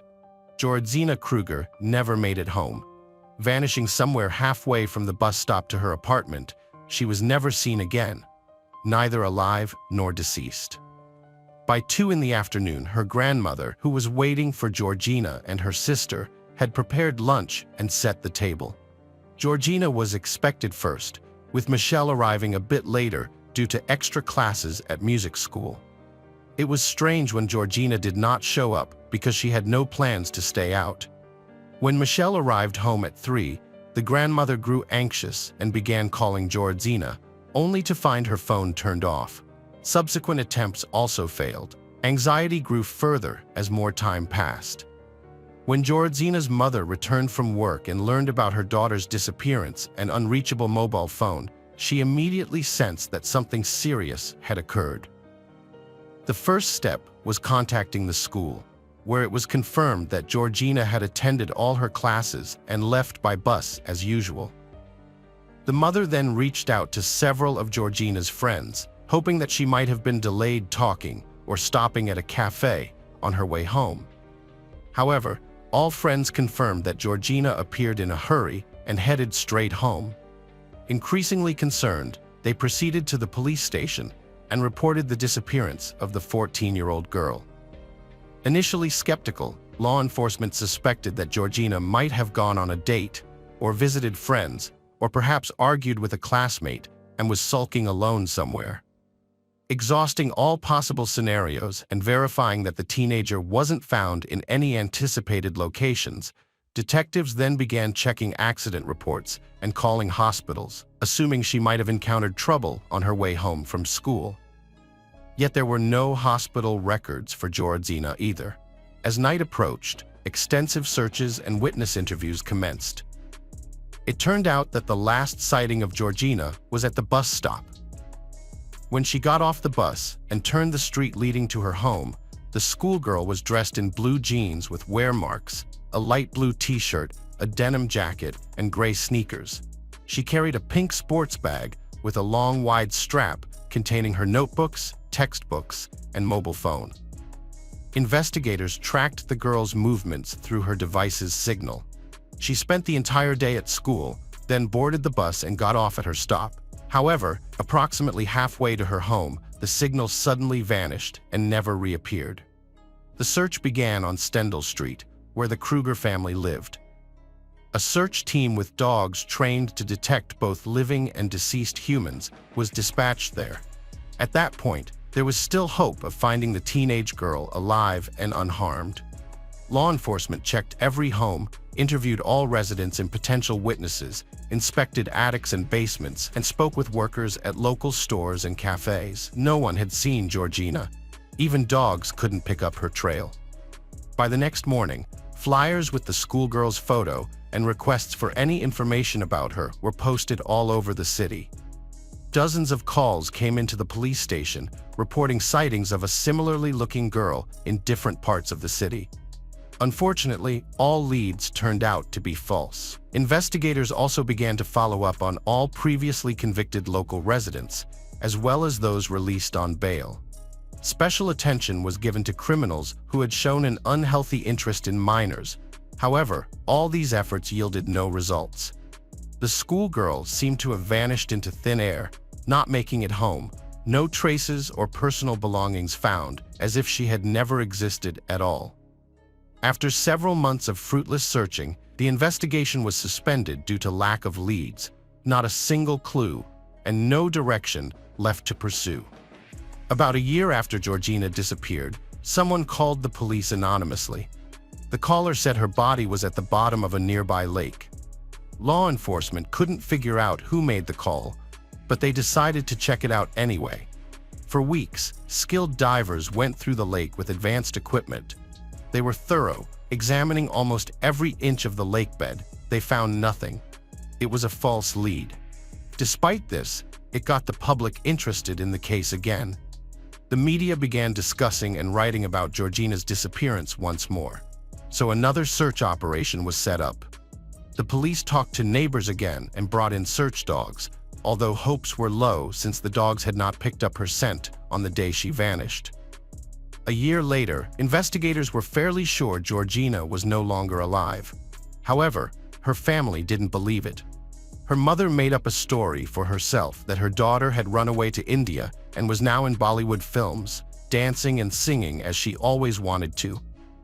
These thoughts comforted her mother and helped her carry on for the sake of her younger daughter. Efforts to find Georgina resumed from time to time. In 2016, nearly 10 years after she vanished, a resident of Stendhal Street contacted police about a troubling neighbor who invited underage girls over regularly. This neighbor was a 35-year-old Turkish immigrant named Ali K. Publicly, Ali K appeared to be an exemplary family man. He was married and raising 3 kids. But closer investigation worried police officers as they delved into his background and personality. 4 years earlier, he had already been under suspicion and investigated by authorities due to concerning behavior patterns. At that time, he deceitfully lured a local schoolgirl by promising to sell her a trendy smartphone at a symbolic price. He took the girl to his storeroom, located in the basement of the apartment building. There, he struck her on the head and coerced her into intimate closeness. Afterward, he made the teenager swear she wouldn't tell anyone about what happened. He then her a paper napkin to wipe her tears and helped her tidy up before leaving. The girl promised to remain silent, just to escape from his clutches. But as soon as she was free, she immediately told her parents about the incident, and together they went to the police to report the violent actions. The schoolgirl detailed the man's storeroom in the basement, noting that it looked more like a maniac's den. Ali was arrested that same day, but vehemently denied his guilt and shared his own version of the events. According to him, he was indeed selling the gadget, and the girl herself expressed a desire to buy it. As the smartphone was in his basement storeroom, they went down together. When the guest examined the device, she said that she had always dreamed of such a gadget, but since she didn't have the money, she was ready to pay in another way. Following this, according to Ali, the girl began kissing him and started undressing.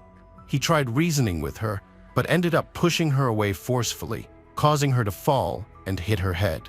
This explained the injury and bruises on her body. However, the fact of intimate closeness could not be proven as Ali had used a contraceptive, which he later disposed of. Ali's wife Melik fully supported her husband and also began accusing the girl of indecent behavior and attempts to seduce her husband. Ultimately, Ali received only a suspended sentence for causing moderate bodily harm. Nonetheless, as soon as the police took up investigation into the disappearance of Kruger again, they decided to check him thoroughly once more. Ali K did not have a permanent job and got by on odd jobs, mainly living on benefits. He loved gambling and often incurred debts. Being a regular visitor at a Turkish coffee shop on the ground floor of his building allowed him to make acquaintances who treated him to food and drinks. Despite his precarious lifestyle, Ali carefully maintained his appearance, desperately trying to look younger than his years, wearing fashionable clothes even if it meant spending children's benefits on them. The main oddity about Ali K was his attraction to young girls, which raised several flags during this renewed investigation into Kruger's disappearance. To ensure that the suspect wouldn't become suspicious and would feel secure, a special agent codenamed Hakan was prepared and sent in. He posed as a successful businessman who had recently moved to the Moabit area to open a car service station. A few times, he visited the cafe in Ali's building, loudly discussing business plans and details with a partner. As they left, the partner mentioned the need to find a manager soon, noting that it was a well-paying position and that it was important to choose wisely. After these words, the second man left, while Hakan stayed to finish his coffee. Suddenly, Ali approached and sat at his table. He immediately offered himself for the manager position. A conversation ensued, which quickly turned into a casual chat. The businessman noted that Ali might fit the role and then mentioned the salary. Ali's eyes lit up at the figure. He began dreaming of paying off his debts and buying the sports car he had always wanted. The men exchanged phone numbers, and from that day on, they began communicating regularly. Their relationship quickly grew into a friendship. Hakan even started taking Ali on business trips to other cities, aiming to get closer to him and gain his trust. But this friendship had an unexpected effect. As the suspect tried to appear as the best version of himself to his prospective employer, he boasted of his achievements, even minor ones, and preferred to stay silent about any wrongful acts. Several months later, realizing that the case was not progressing, the investigation decided to introduce another agent, this time a woman who would play Hakan's girlfriend. This introduced Susan into the scenario. Her goal was to befriend Ali's wife Melik and try uncover any secrets her husband might be keeping. It only took a few meetings for them all to get along well, after which all four started socializing as families. Melik was sociable, but regarded her husband as nearly a saint. For years, she had turned a blind eye to his infidelities, did not believe the schoolgirl who accused him of violence, and remained convinced her husband was simply unlucky with jobs, despite being a very good person in her eyes. But now, everything would change soon. Susan realized that Ali's wife wasn't just covering for him. She truly believed he was incapable of harming. The agents decided to use a trick by spreading a rumor that progress had been made in the Crew case, and an unnamed source had indicated where to find her body. Hakan left a newspaper with this article in his car, which Ali had started borrowing occasionally. Several cameras and recording devices were also installed in this car. When the suspect and his wife got into the car, she soon noticed the newspaper left behind, quickly skimmed the article, showed a bit of surprise that the case was still being investigated, and then, indifferently, put the paper aside. It became clear that Melik knew nothing about this. Otherwise, she would have inadvertently revealed herself. 6 months later, the investigation finally concluded that their plan had failed. The K family had become friends with the agents, even trusting them to look after their children. But no confessions were forthcoming. Ali strived to appear honest and upright, and his wife was simply unaware of the crime her husband had committed. Maintaining their cover was becoming increasingly expensive. They even had to lease a space for the supposed auto repair shop and sign a sham employment contract with Ali to avoid raising his suspicions. The investigation then took a desperate last step by introducing another agent who would play a villainous role. According to the backstory, his name was Kor. He was Hakan's cousin, had a criminal record, and was running some underground business. The hope was that Ali, meeting a kindred spirit, would open up and confess his sins. The men quickly bonded over their shared interests. Kor treated his new friend to drinks, and together they visited various clubs and houses of ill repute. The new friend confessed that he made money through not entirely legal means and thus wanted to spend it indulgently, with Ali willingly helping him in this endeavor.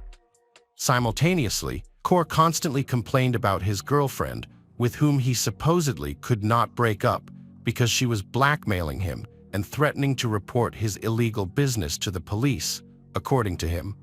She was constantly demanding money, and her needs were growing.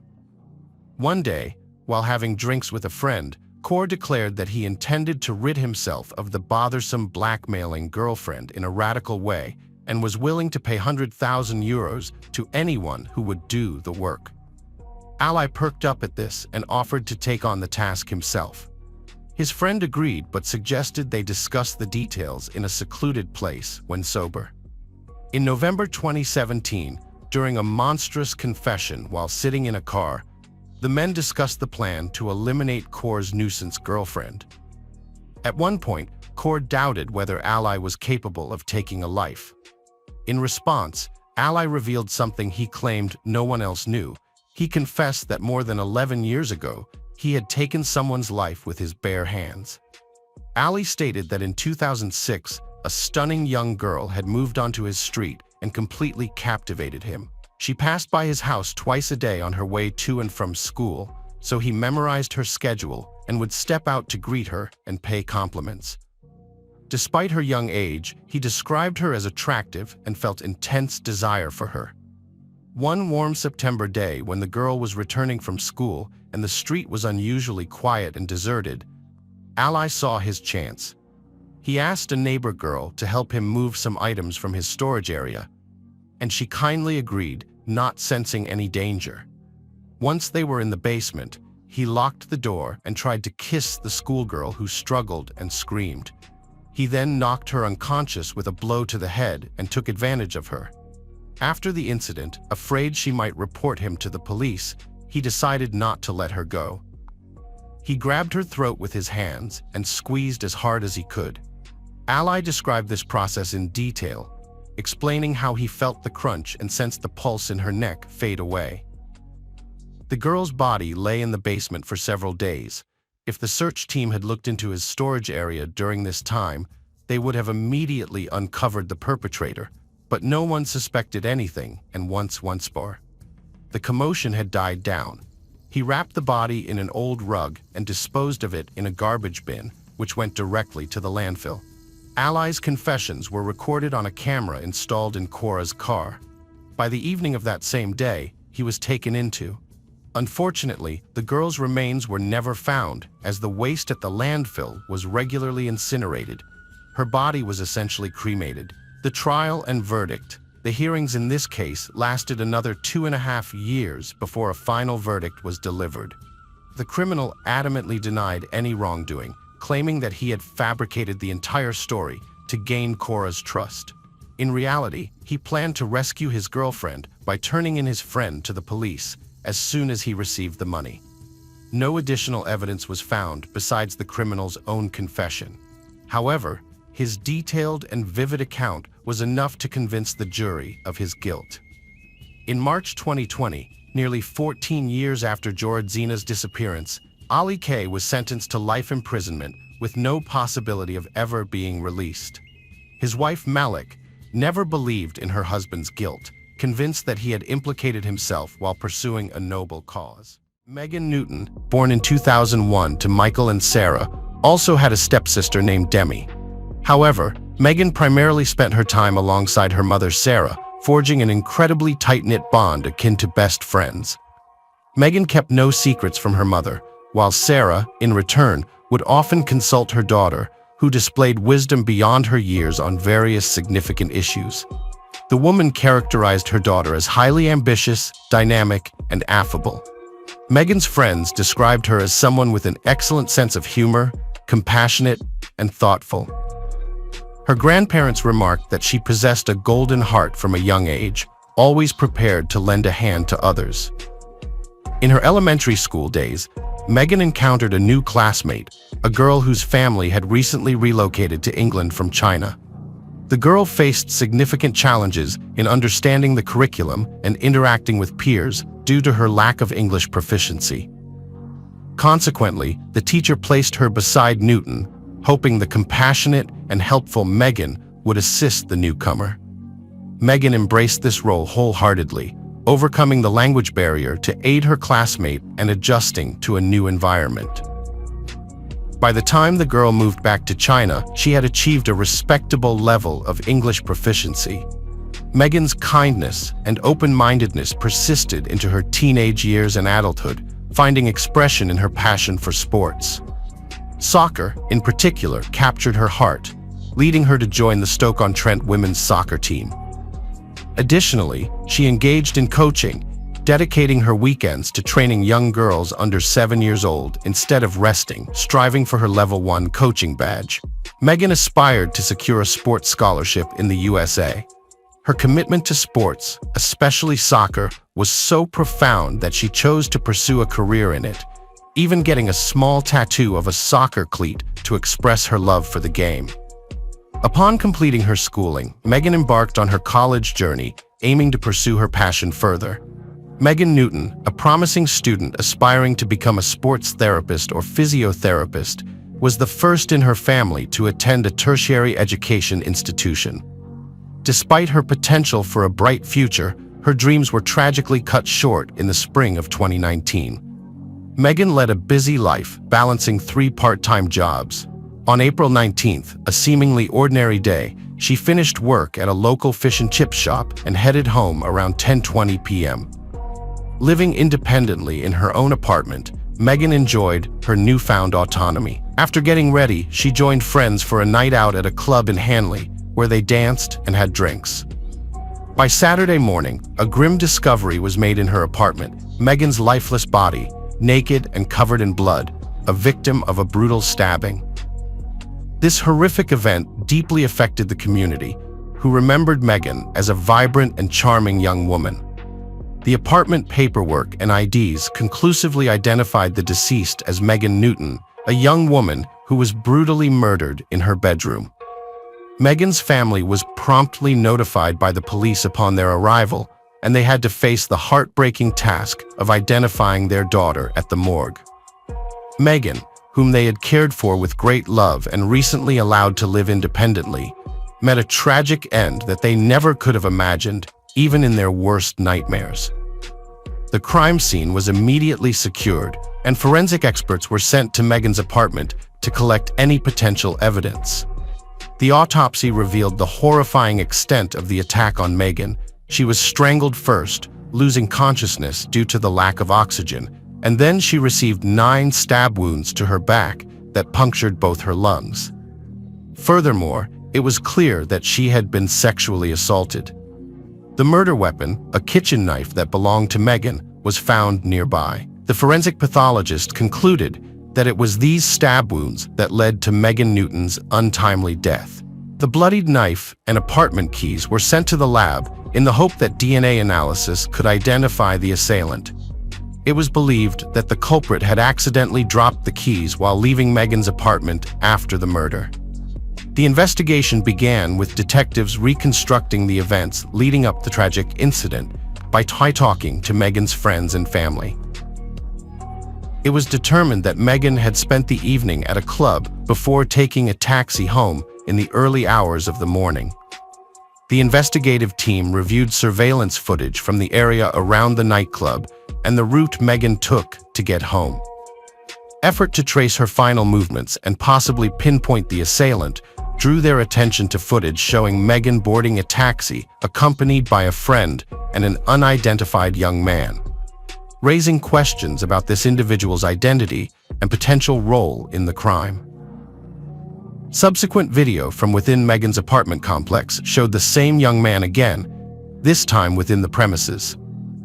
Luckily, a camera positioned in the common hallway offered a clear view of the entrance to Megan's apartment, allowing officers to monitor who came and went that night. The goal was to identify the murderer by scrutinizing the video recordings from the evening of the incident.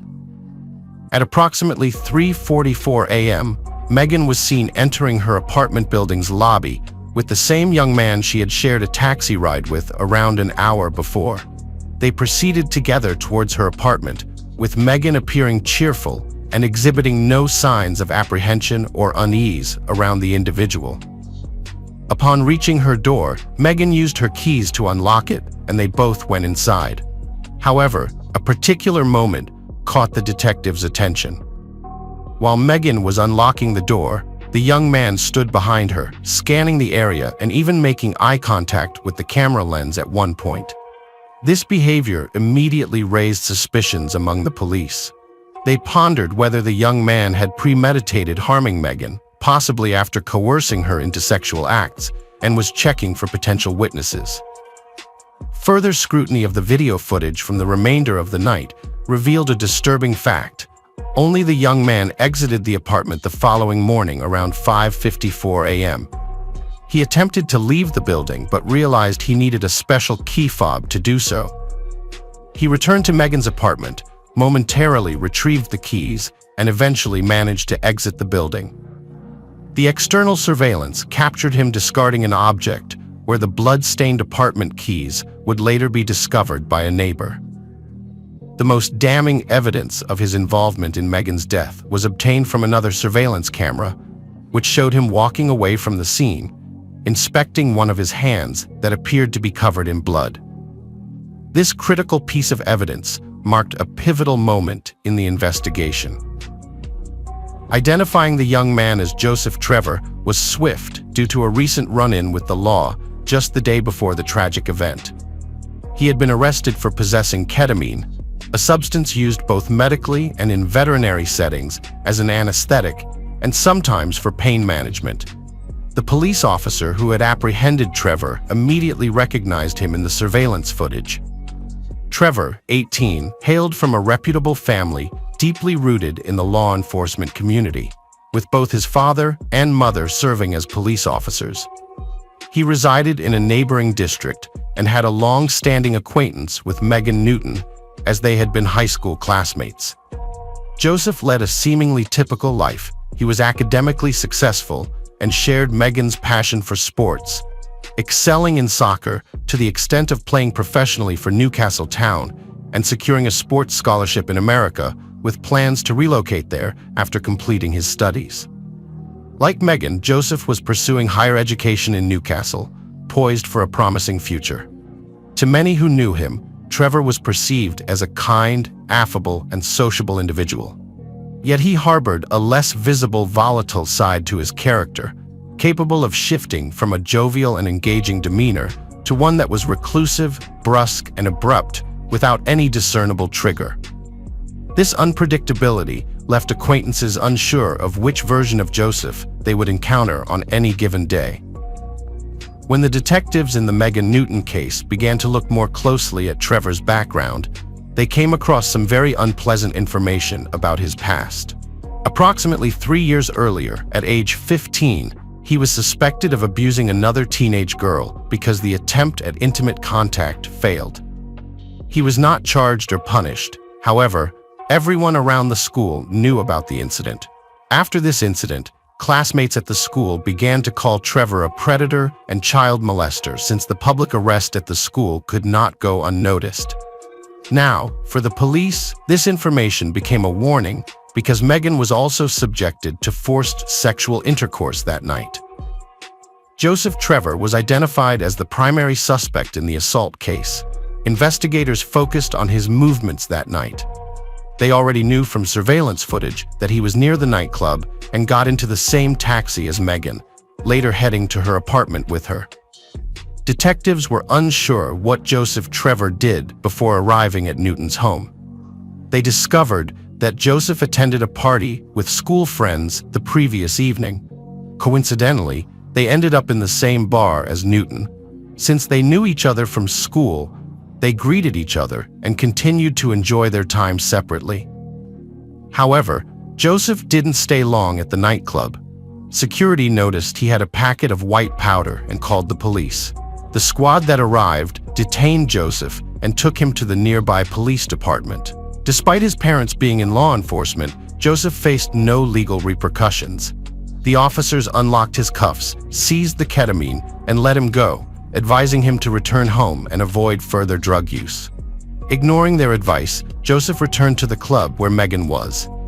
He was denied entry, and around 2:40 a.m., he met Megan by the taxi queue. He shared his recent ordeal at the police station and his concern about facing his parents. Megan, always compassionate, let Joseph borrow her phone to contact a friend, but he couldn't find a place to stay. Seeing his distress, Megan invited Joseph to stay on her living room sofa. In the morning, once sober, he could decide how to approach his parents. Trevor gratefully agreed to Megan's offer, which explains why surveillance footage showed him entering a cab with Megan and her companion. He messaged his dad, falsely claiming he'd spend the night at a friend's place. The cab first dropped off Megan's companion before taking Megan and Trevor to her apartment on Fletcher Road. Surveillance recorded them entering the building and later captured Trevor discarding stained keys in the yard. Authorities believe that during those few hours, Trevor violently assaulted Megan, leading to her death. The evidence was clear. leaving Trevor with no way to dispute the accusations. Law enforcement was ready to apprehend him, and astonishingly, Trevor had already informed his parents about his role in Megan's death. After leaving the apartment just before dawn, Trevor went to a bridge over the A500 in Stoke-on-Trent. Sitting on the barrier with his legs hanging over, he seemed to be considering jumping. He perhaps sought an escape from the consequences of his deeds, contemplating suicide. Trevor had a history of depression and prior suicide attempts, and had been seen on this bridge before. A bystander noticed Trevor and promptly alerted the authorities. They arrived quickly and transported him to the hospital for a psychiatric assessment. After evaluation, medical professionals deemed it safe for him to be discharged, and he returned home under the watchful eye of his father. Joseph revealed the whole truth to his mother. He could no longer carry the weight of his actions and was wary of the inevitable consequences of his deeds. After gathering his thoughts, he approached his mother and confessed his involvement in Megan Newton's death with the simple statement, "I did something bad." He also shared these confessions with a few of his friends, possibly driven by or other emotions to admit to actions that couldn't be undone. Once Joseph's mother heard his admission, she quickly contacted the authorities to report his confession. However, by that time, the investigative team had already identified Joseph Trevor as their prime suspect through surveillance footage and were coordinating his arrest. The young man was taken to the police station for questioning, where he acknowledged being at Megan's residence that night, but couldn't provide details about the brutal attack. His account was consistent with surveillance footage showing their entry into her apartment. She had kindly offered him the couch for the night. Trevor claimed that their physical interaction was consensual and that after their intimacy, he blacked out. He had no memory of the subsequent events and couldn't clarify the specifics of the incident or his motivations. The only memory he retained from that night was Megan's apology. At 15, Trevor had also faced allegations of harassing a peer. He was ridiculed by his classmates, who labeled him with various derogatory terms. Some branded him a predator and charmer, and among them, Newton allegedly tagged him as Rolf Harris. According to Trevor's account, Ralph Harris, a famed Australian TV host, musician, and painter, was convicted of child abuse and other sexual offenses. These monikers deeply wounded Joseph throughout his youth. He endeavored to erase these bitter memories. Over time, Megan's apology for the schoolyard taunts abruptly revived these painful recollections, propelling him into a fit of anger. In that instant, he purportedly seized a knife. Nonetheless, the detectives dismissed his account, skeptical of his conveniently lapsing memory at a pivotal juncture. The law enforcement officers were persuaded that he was fully cognizant of his actions throughout. It's likely that Megan merely turned him away that evening. She offered him a place to stay out of friendship, recognizing his troublesome situation. Having known each other for years, attending the same school and now the same college, they shared numerous interests and aspirations for the future. Their mutual enthusiasm for soccer might have led her to believe it was safe to share her space with him overnight. Upon returning to the apartment, Joseph attempted to escalate their interaction to a more intimate level. Megan was not receptive and declined. This deeply frustrated Trevor, especially under the influence of alcohol and drugs. Disregarding her objections, he chose to use force in an effort to eliminate the risk of her reporting the incident. He decided to take drastic measures to ensure her silence permanently.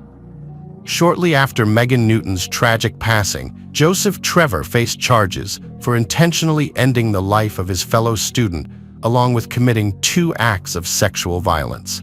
The assault was discovered to have occurred in a manner involving multiple attacks. He was apprehended at his residence, and after several months the legal proceedings commenced, despite his initial partial admission. Joseph first refused to admit guilt, but later he changed his story. He acknowledged causing Megan's death, though he insisted the relations that night were consensual. He maintained this stance until the trial commenced on February 17, 2020. At the start of trial, he suddenly shifted his plea to guilty on all counts, This move seemed aimed at avoiding a lengthy trial, perhaps expecting that the jury would quickly dismiss his defense. As a result, Joseph received a life imprisonment sentence with eligibility for parole after a minimum of 21 years and 65 days. A dramatic moment unfolded in court when Trevor, during sentencing's conclusion, turned towards Sarah, Meghan's mother, and silently mouthed, "Sorry." This action deeply infuriated her. Apologies at this juncture were meaningless and could neither amend the past nor alleviate the prolonged suffering Meghan's family endured while awaiting trial. His belated apology appeared as an additional insult to the grieving mother. No apology could bring back Sarah's daughter or negate Joseph's heinous actions that night. The indifference Trevor displayed in surveillance footage post-incident, showing him nonchalantly leaving Meghan's residence, underscored his lack of remorse. The irreversible harm inflicted on Meghan and her family robbed them of future joys and milestones, leaving them burdened with lifelong sorrow. Meghan's closest friend, Ricardo Eccles, shared that they had plans to shop in Manchester the day after her passing. He was heartbroken upon learning of his friend's sudden loss and spent days in shock. However, in honor of Meghan, he gathered himself and initiated a fundraising effort to assist with Newton family's funeral costs.